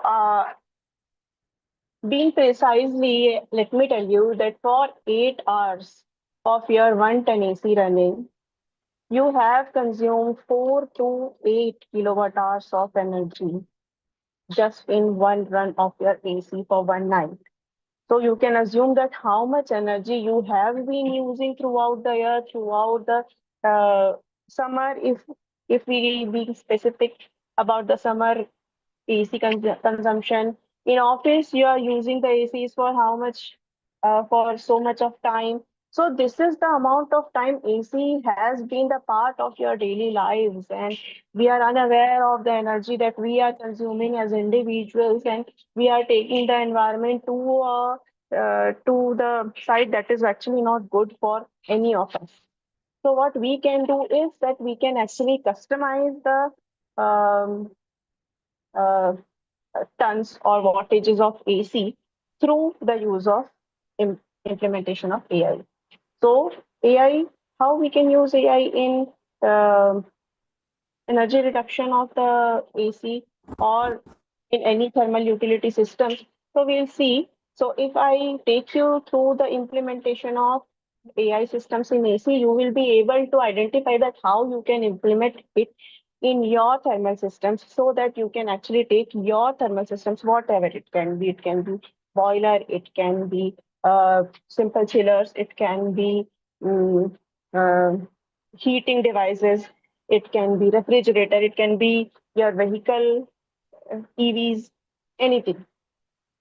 So actually, we'll discuss about the AC systems, and then you will be able to identify the implementation of AC. So if you are able to reduce the consumption through the one AC that you are using in your home, you can assume that how much of energy we can save throughout the systems that we are combinedly using through. And in Nagpur nowadays, the maximum temperature have been reached to 47 degrees centigrade. So you can assume that it is very difficult in offices to work, in home to stay without AC. So day by day, year by year, the temperature rises so high that all of us will be needing the cooling requirements, and this cooling requirements is going to be increased throughout the like infinitely. So it is like an entropy. It is not going to be reduced. It will be increased only.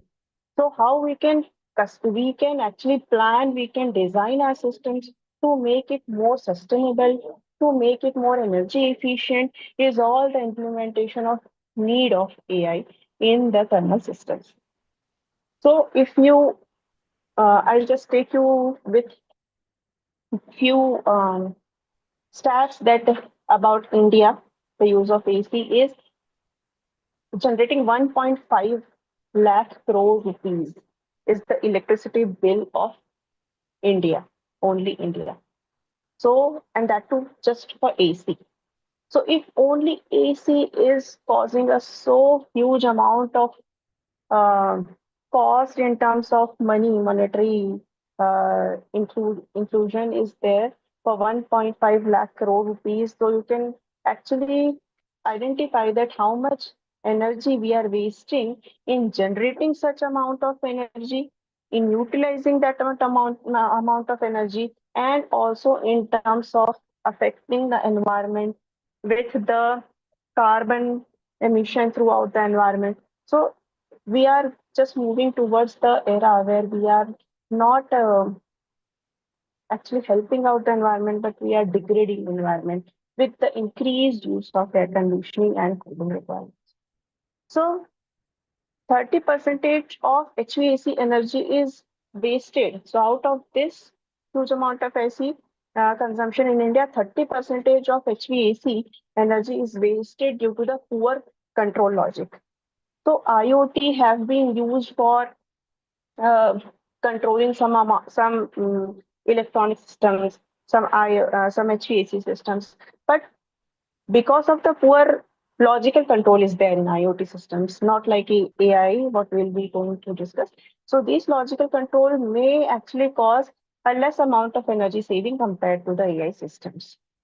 So if we talk about the global energy challenge that we are facing throughout is like 20 percentage of uh, this electricity is used for cooling, and we have seen that how much amount of cost we are paying for this huge amount of electricity consumption.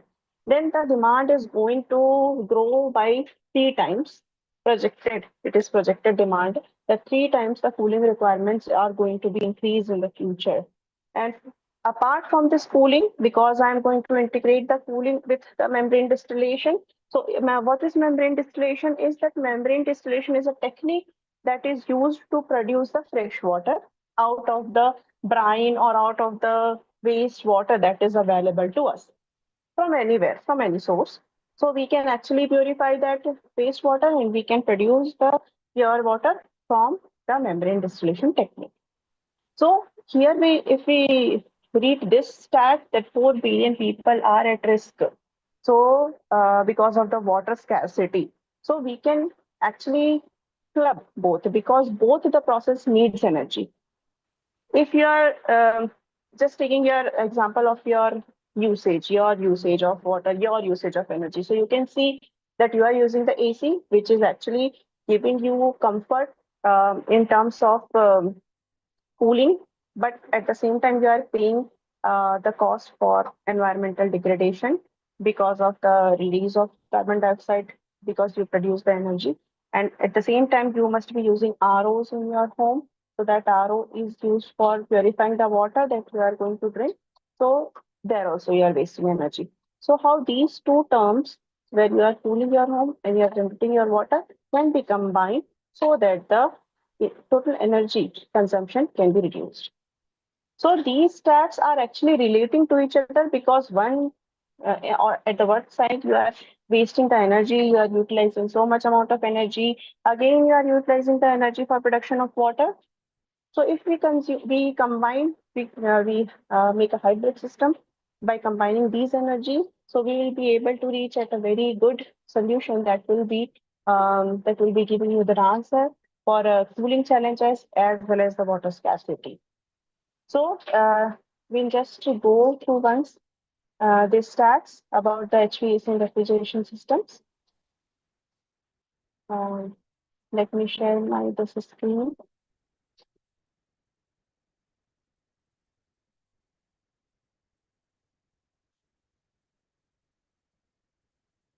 So this slide or this interactive dashboard shows you the key stats of HVAC and refrigeration. So these are the global cooling and refrigeration requirements. So if you can see that this residential, the maximum amount of energy that is being used in terms of cooling and refrigeration requirements are at the residential and domestic area. So we must be thinking that no, we are not using the energy. The industrial usage of energy is very high in terms of refrigeration.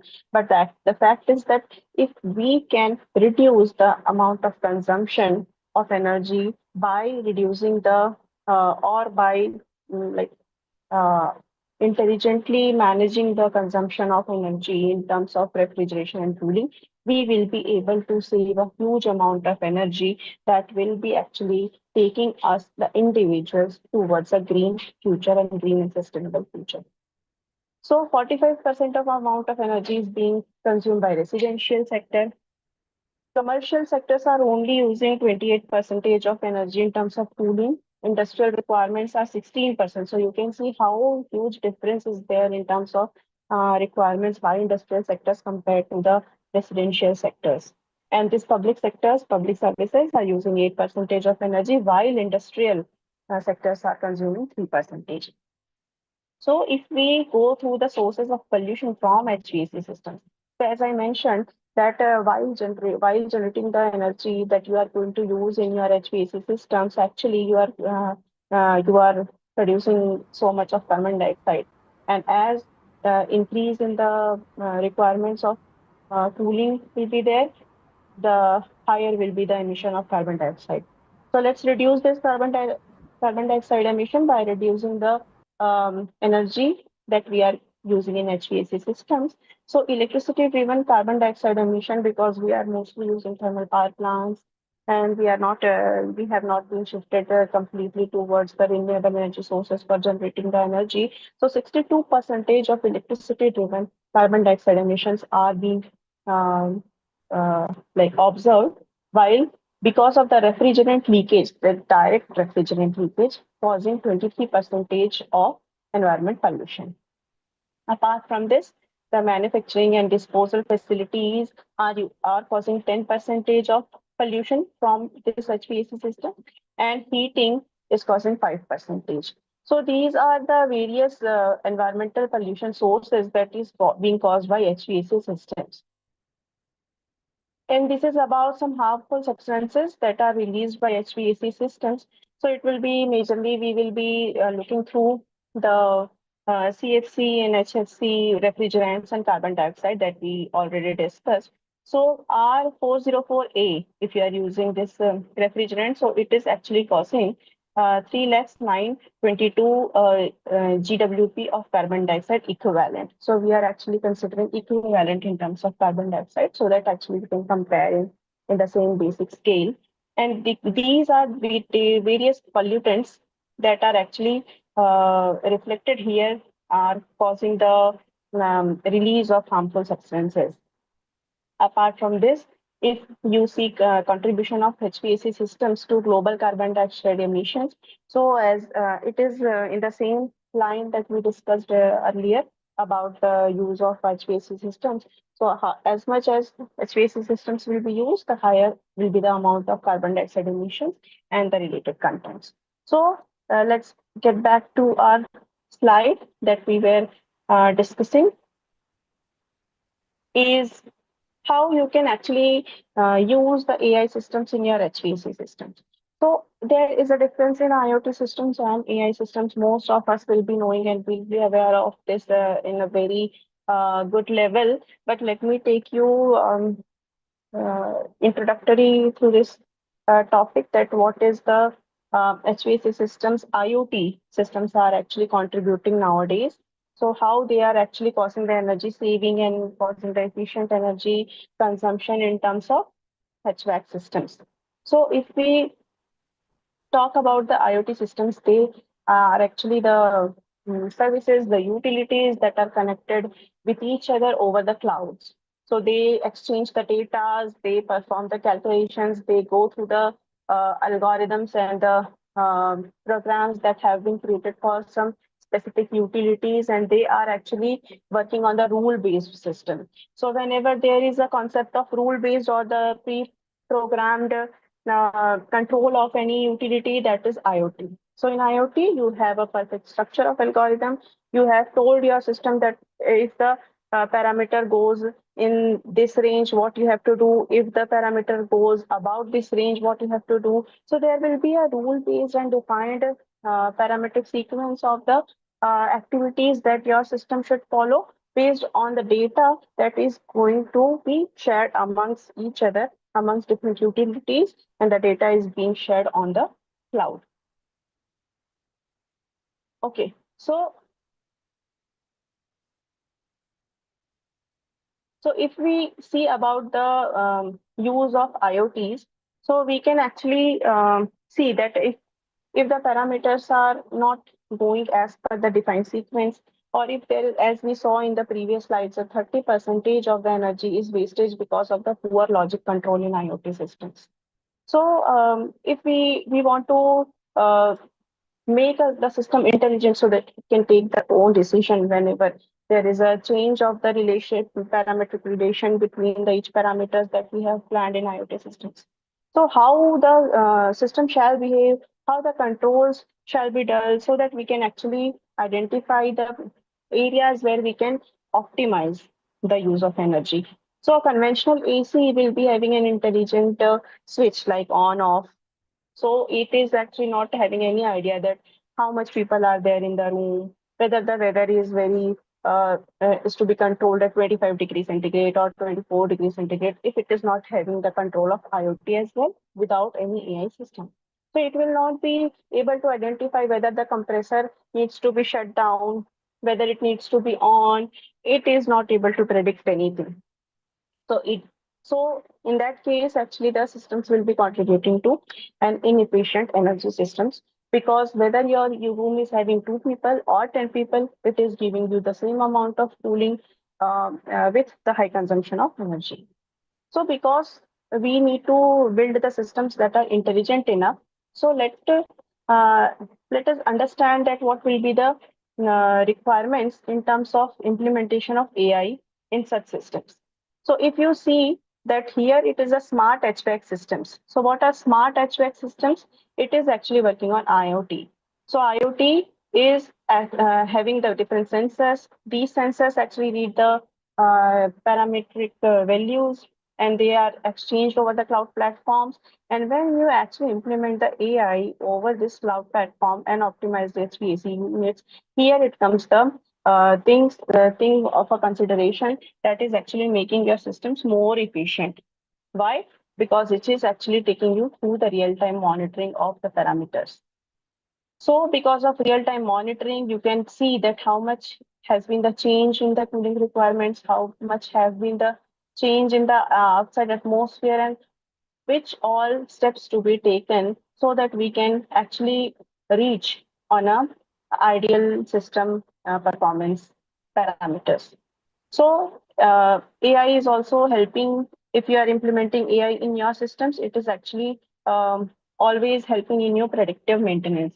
So because if all the faculties are here, the industry people are here, you all have the good idea of predictive maintenance. So it actually helps you with guiding you that the XYZ system is going to be failed because of these reasons, and these reasons shall be corrected in ABC manner. So it is actually giving you the system condition, the corrective measures that you should take.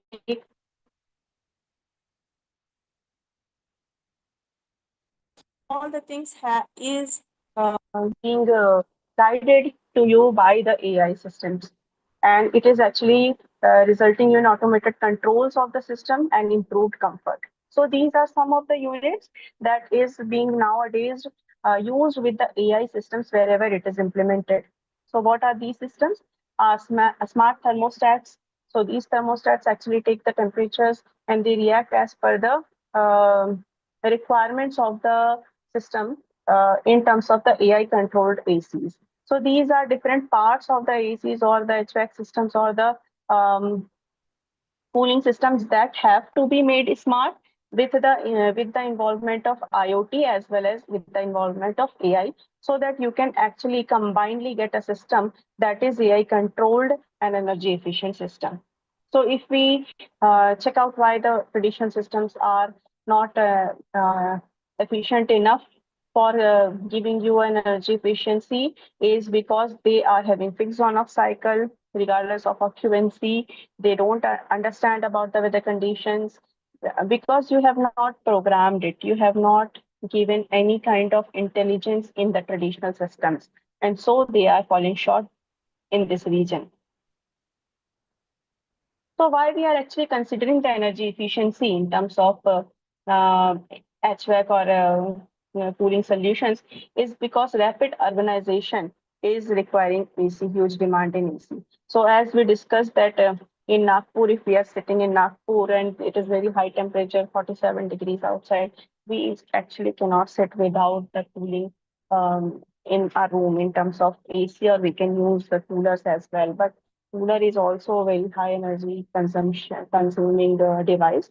And if we consider AC, so it is also very high energy consuming utility. So as the heat is increasing, AC demand is increasing. Because of the climate change, the heat stress is also increasing. And apart from this, also we are facing the freshwater scarcity. So these traditional thermal systems are actually reactive. So whenever there is some, if you have implemented IoT, so that will be a kind of reactive control system, not the intelligent control systems. So opportunity is that if we use AI in these systems, we can actually build a smart system compared to the reactive or control systems. So let's see how the HVAC systems and membrane distillation systems can be clubbed. So in HVAC systems, if you are using AI, so these are some of the parts that are mandatory when you are using AI in any system. Is that artificial intelligence? What is artificial intelligence? Is you are actually making your machines intelligent. So your machine will be able to think what can be done in this kind of scenario. It should take the decisions as the humans are going to take in such scenario. So if you are imparting the intelligence to machines through the learning algorithms.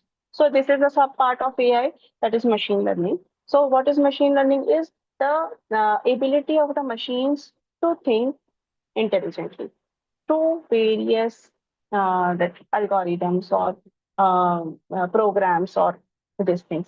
So when you apply machine learning models to understand the data that you are retrieving from your AC systems, so that data from your system will be analyzed to take a decision that is based on your system. So this data will be training a model, and that model will be trained on the behavior, on the characteristic of your system. That um, if the temperature is 30 degrees, so you should take it to 24 degrees. If the occupants are 10 numbers, so you should take it to some X level.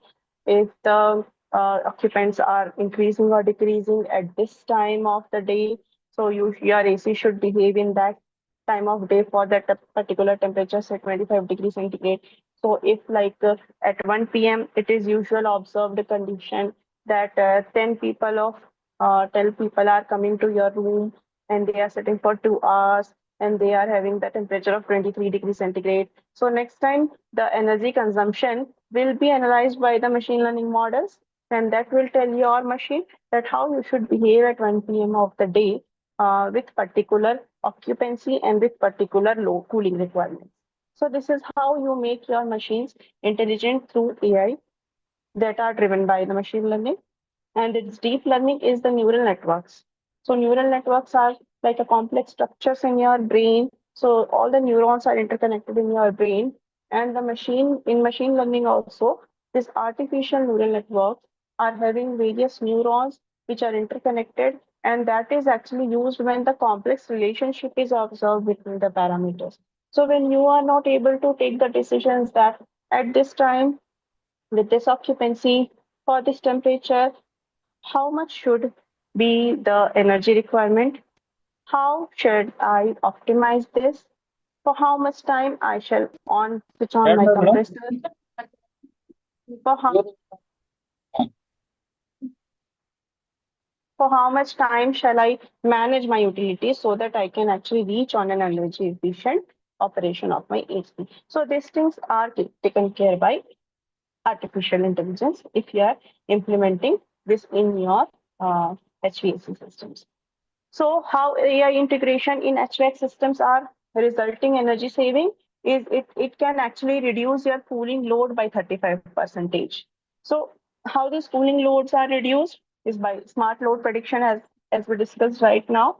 And it is also the ML algorithms are actually adjusting the compressor speed, fan speed, and set points in real time as per the data that you have fed to your machine learning model while you were making the machine learning algorithms through the real-time data for training of these machine learning models. So it can also help you to fault detection and diagnosis. It can actually change the responses of your system based on the demands patterns, the data, the history of the data, and actually it can sense the how much of pollution it is being generating and how much it should optimize the system so that the carbon dioxide emissions are reduced, the energy consumption are reduced, the healthiest spaces are created with optimized conditions. So it can also save the fan energy by 45%, the compressor energy by 28%. So overall, if we see, then HVAC, overall HVAC can be resulted with 40% of energy saving. So these are some comparison of conventional AC and AI enabled AC. So we discussed about the conventional AC and what are what are actually not available in conventional AC. And AI enabled ACs are like occupancy aware. So when there are more number of people, the sensors will detect the how much is the change in occupancy and change in the heating load requirements, and so it will actually give the alerts to compressor and fan speeds, and compressors will be working as per the change in the occupancy and change in the heating requirements are there. Because of the smart variation and smart control of all the parts of your AC, you can achieve the savings, energy savings. Now, if we discuss about the membrane distillation. So what is membrane distillation? Let me take you through the membrane distillation first, so that you can actually understand what is membrane distillation. So this is about the membrane distillation setup. So what is membrane distillation is through the membrane distillation, we can actually purify the wastewater. So if we take the example of an industry, so industry must be having the wastewater. Let's assume that we are talking about the industry of textile manufacturing. So textile manufacturing industry is having a huge usage of water, and huge amount of water is being wasted after dyeing process or after the washing processes in textile industries. So this much huge amount of water can be reused for generating the purified water, and membrane distillation can be one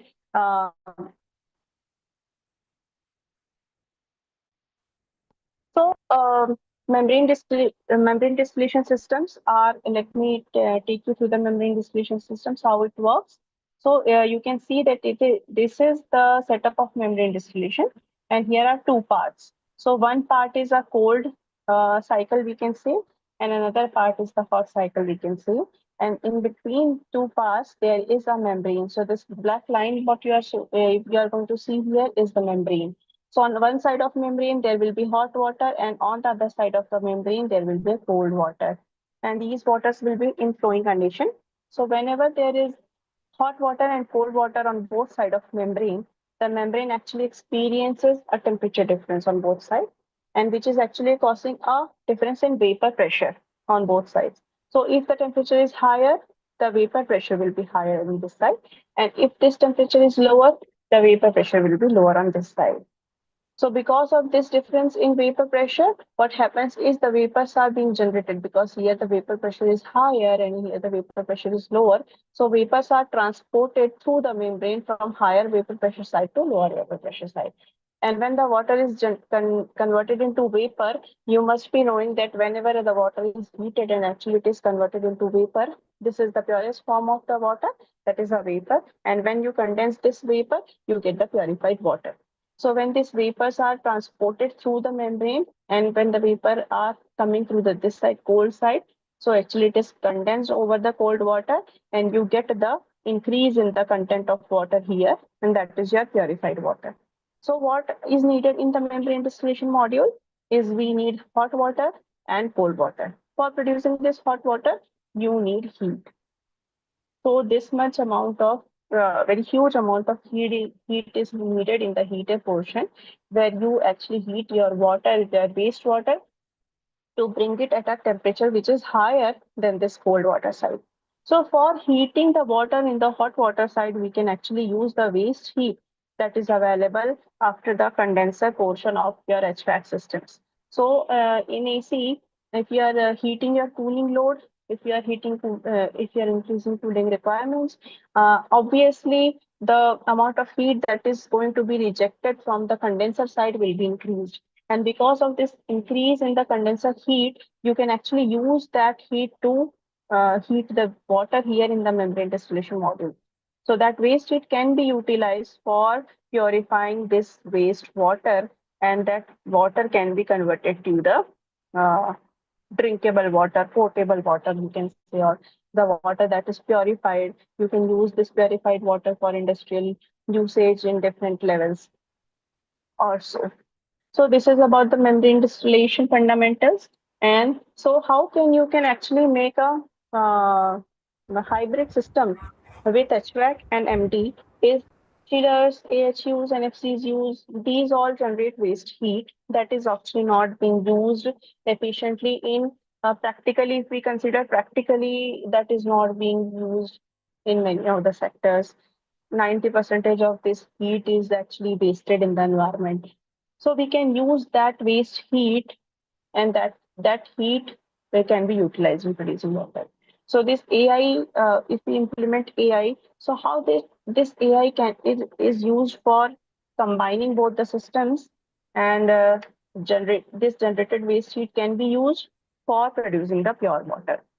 So AI can actually identify that how much is the heat being generated through your HVAC systems, and how this heat can be passed on to the membrane distillation systems for if you have increase in the occupancy, increase in the heating load. So your heat generated, waste heat generated will be increased, and how this waste heat generated can be transferred to the HVAC, to the membrane distillation systems. How much is the water can be heated from this waste heat? If we heat the waste water, like 10 liters of water is being heated with X amount of waste heat generated from HVAC systems. So this 10 liter of the water will generate how much of the pure water. So this type of economic balance, this kind of intelligent balance is identified between both the systems. So here it comes the role of AI, that how whatever is the waste heat generated, how this waste heat should be uh, transported to membrane distillation system, how this heat waste should be utilized in the membrane distillation system, so that intelligently this waste heat can be converted to water. So this is all about an application part that can be researched, that can be dig out, that can be exercised by the faculties that are presented over here, so that you can actually take this as the research project for consideration. So this is a very actually good area where you can do your research that how the waste heat from HVAC systems can be utilized for generating various hybrid systems. So as I have identified that in membrane distillation, if you merge your HVAC system, there is a lot of amount of huge space amount available where I can actually implement the energy efficiency. I can actually gain the energy efficiency. And if additionally we use AI, so it can intelligently control both the systems. We can actually get the energy efficient systems. We can actually get the economic advantage. So these are the integrated benefits if you can see at the bottom of the slide, that zero waste heat. So all the heat that was being generated from the HVAC systems and that was thrown to the environment is now being utilized for producing the water, purified water from the wastewater that you were throwing out again in the industry. So both the wastage can be utilized for generating a value adding to your company, to add value in your company, to produce a value added product that is purified water, to reduce the amount of money that you are again wasting for purchasing the water, because some amount of water can be recovered through this combination, this hybridization of facilities. Again, dual utility. So one system can provide cooling and clean water simultaneously. So what is AI decision layer? So you can actually check this out that if you have used AI as we discussed, so it can actually help us for controlling the systems of output and input so that we can actually gain the advantage. So this is the picture of the membrane distillation. So here actually these are the water droplets. Here is the space where the vapor pressures are controlled on the both side of the membrane. So vapor goes to the other side of the membrane and gets condensed. And here it is the increased amount of vapor that is generated on the condenser side. So this waste heat can be used for driving the MD process.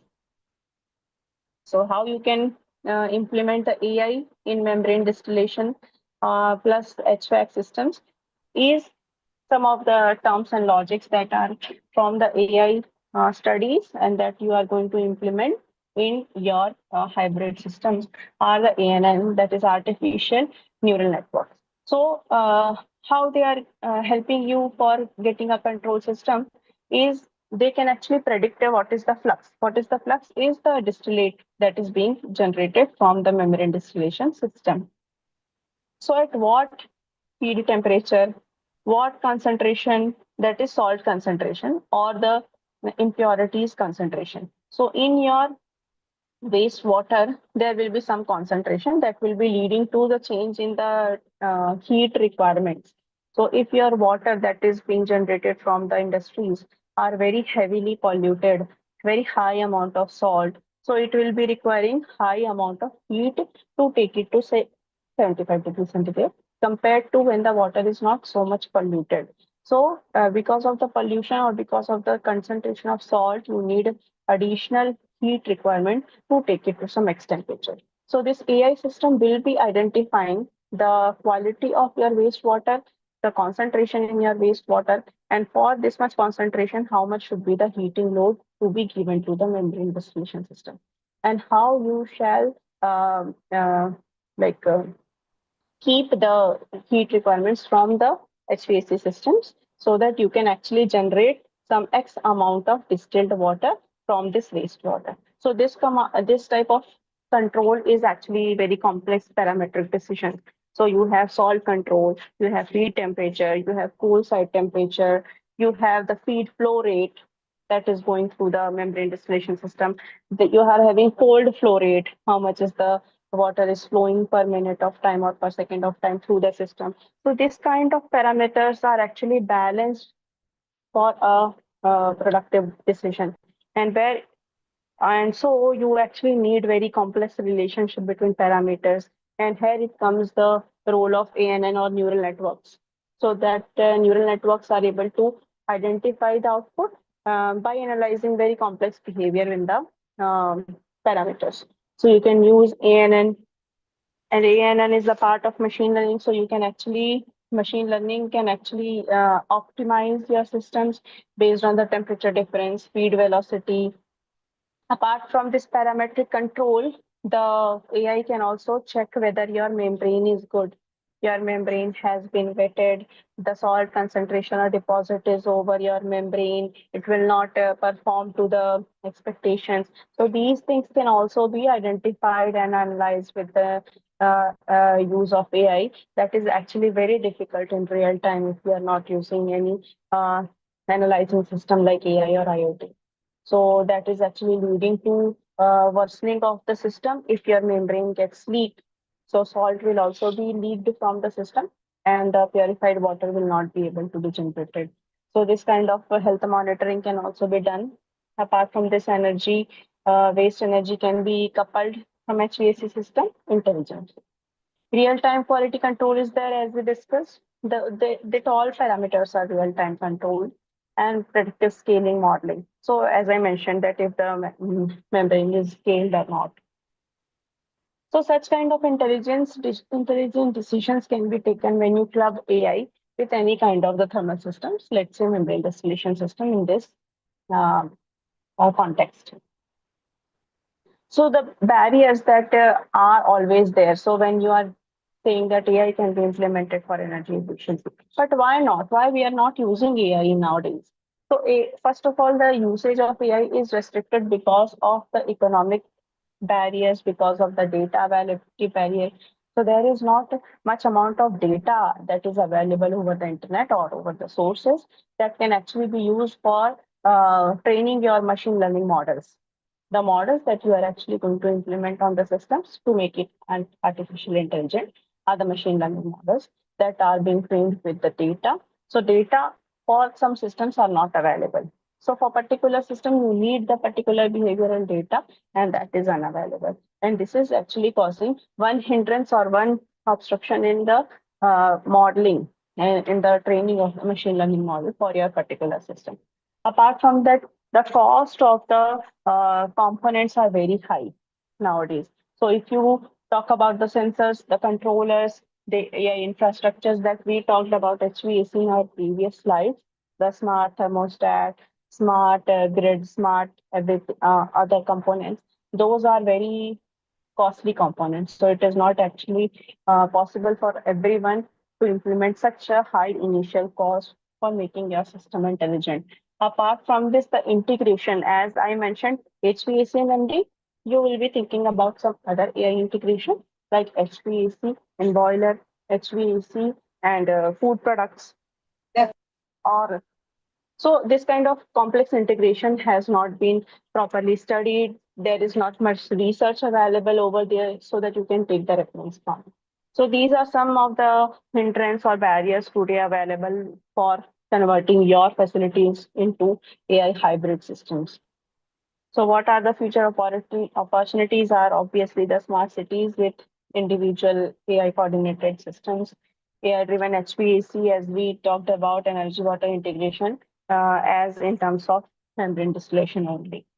So these are some uh, mm, open source videos or contents available that will take you with the use of HVAC in improving indoor health.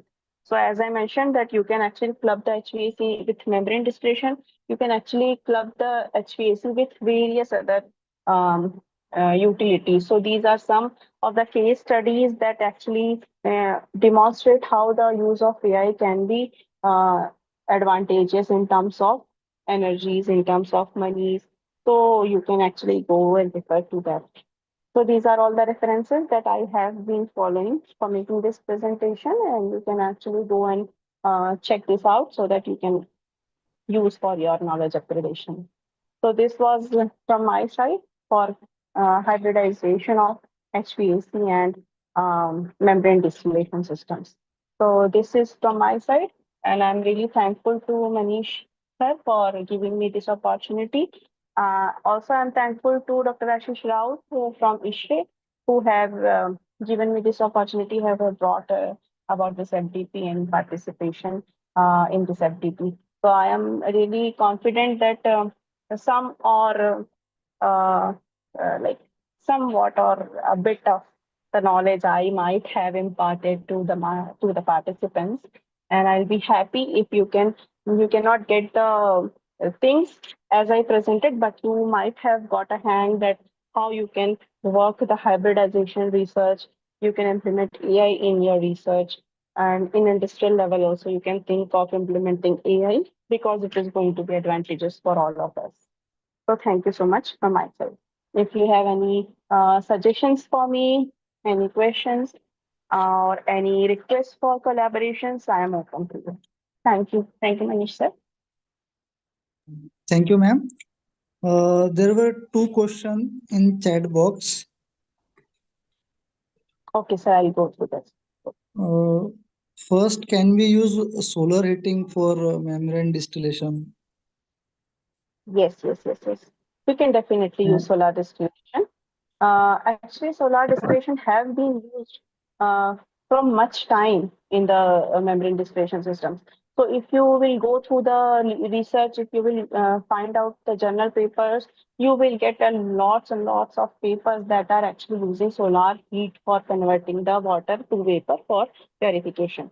So it is like the membrane distillation's ability and the advantage of membrane distillation is that it can actually work on low temperature.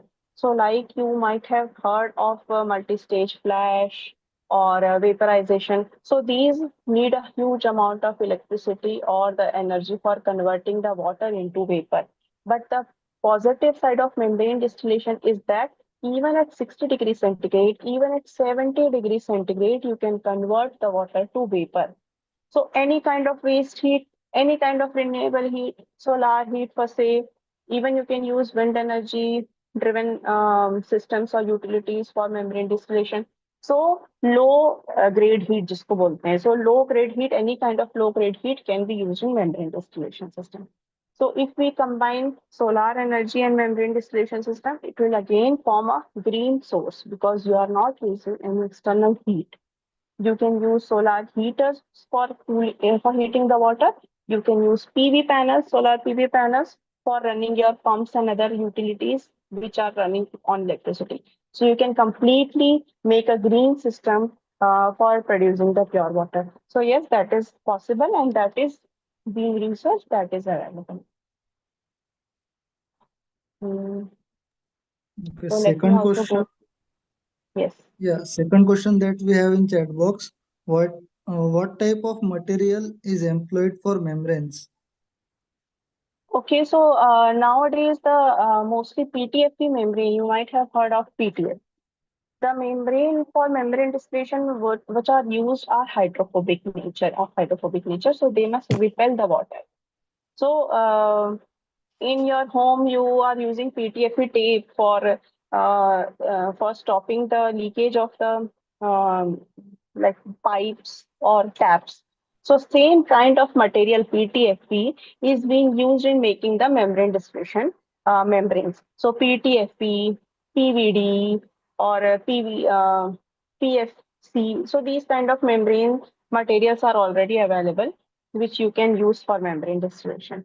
So my research was based on PTFE, and nowadays you can also implement nanomaterials on PTFE for making the efficient membrane. Even I'll say you that the wastage that we are generating from a house, from a kitchen, that green waste can also be utilized for making the membranes that are being used for membrane distillation. So many kind of conventional as well as the novel materials are present over there for making the membrane distillation membranes. Usually PTFE is cheaply and easily available material. Okay, that's it from the questions of chat box. If any other participant have any other question, then they can ask.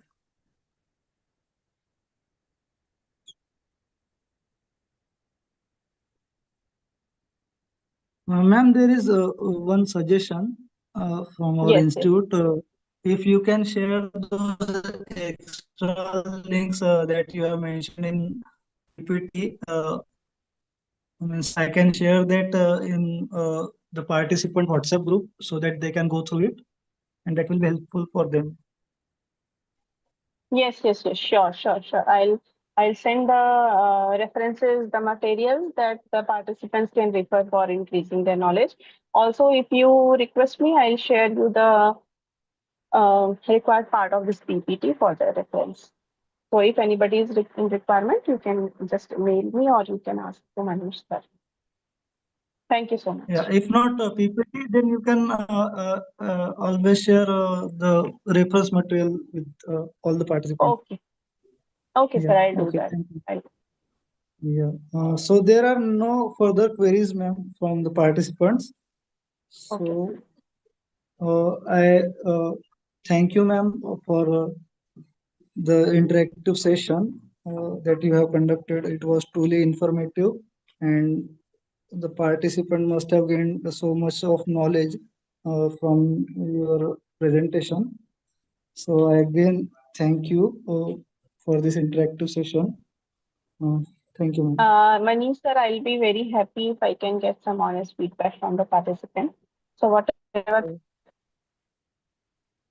Yeah, okay. So one feedback is there from chat box. Dr. J. Ashok. He has mentioned it was very informative session. Yes, sir, I'll be happy to get some honest feedbacks if there are. So I'm really thankful to all of you for praising and getting some or the more information from this PPT. Thank you from this statement. Yes, ma'am. Can you hear me, madam? Yes, sir, I can hear you. Yeah, it was a good session, madam. One of the Claude code you have included in slide 3, I guess. Yes. So if you could have given some insight about that, how to interpret that and how to add parameters, it would be great, madam. Are you asking me about the use of Claude for generating such artifacts? Yes, madam. Okay, so Actually, this is I was very much interested in this session because in this session it is included AI in the current scenario. So I thought as the need of the hour, we are calculating manually and we are doing it all, taking a lot of time. So if we could include this AI tools, the real-time implementation, this could have been more interactive session. That's what I was expecting, madam. Sir, actually, if I would be knowing that this some the participants are really interested to have some hands-on on such AI interactive tools, so I would have presented you some things that I'll just share one out of the presentation thing that my husband is non-tech person. He's not having any background of engineering or so technical studies. He's from MBA management side, but he is using Claude for making the agents, AI agents that actually helping him for his work, and he is not going to learn it from any courses and traditional training programs. He is just asking the Claude how to make the agents. So if you are from any industry, you can actually use the Claude for making some intelligent agents. What those agents do is you can give the feed parameters that if you are actually using some AC for your company, let's say for example, so you can give Claude about the agent developing an agent which is having the temperature of this. If the temperature of the room is this, if the occupancy is this, if the environment temperature is this, suppose you are using the AC for preserving the food items, the dried food items. So the amount of food quantity is this much kilograms, the type of food is this much, the requirement of the food to be stored is at this temperature. So this all things will be fed to the agent, and that agent will actually give you the parameters or it will directly control your AC. So you don't need to do anything. Everything will be done by the AI. So Claude is able to generate the agents for free. So just from the prompts, you can generate the agent for your work. So actually you can learn it through Claude, deploy the Claude to generate the products for your need. So actually AI is doing the things very, it is actually making the things very easy for non-tech, even for kids. Now the kids are also able to make the agent for their need. So because I am from a educational profession, so the students are making agent for their project, for small projects. They are also making the project for making the files that we are asking for submitting the assignments. We are using the Claude agents for doing the literature reviews for for our papers. So you can actually learn through YouTube. No need to enroll by giving money to any of the agency. You can just use YouTube, social media, LinkedIn Learning like platform to learn how to develop agents from Claude, and you can deploy real time those agents for your work, for your industrial needs. Yeah, thank you, madam. That's Okay, so thank you from my side. And I really do wish all of the participants best of luck, and also to the FDP organizing committee. Thank you so much. Thank you, ma'am. Ma'am, there is one request from some participant. If you can share the PPT with them. So Okay, can you I'll share that share the with me PDF. so I can share in the group?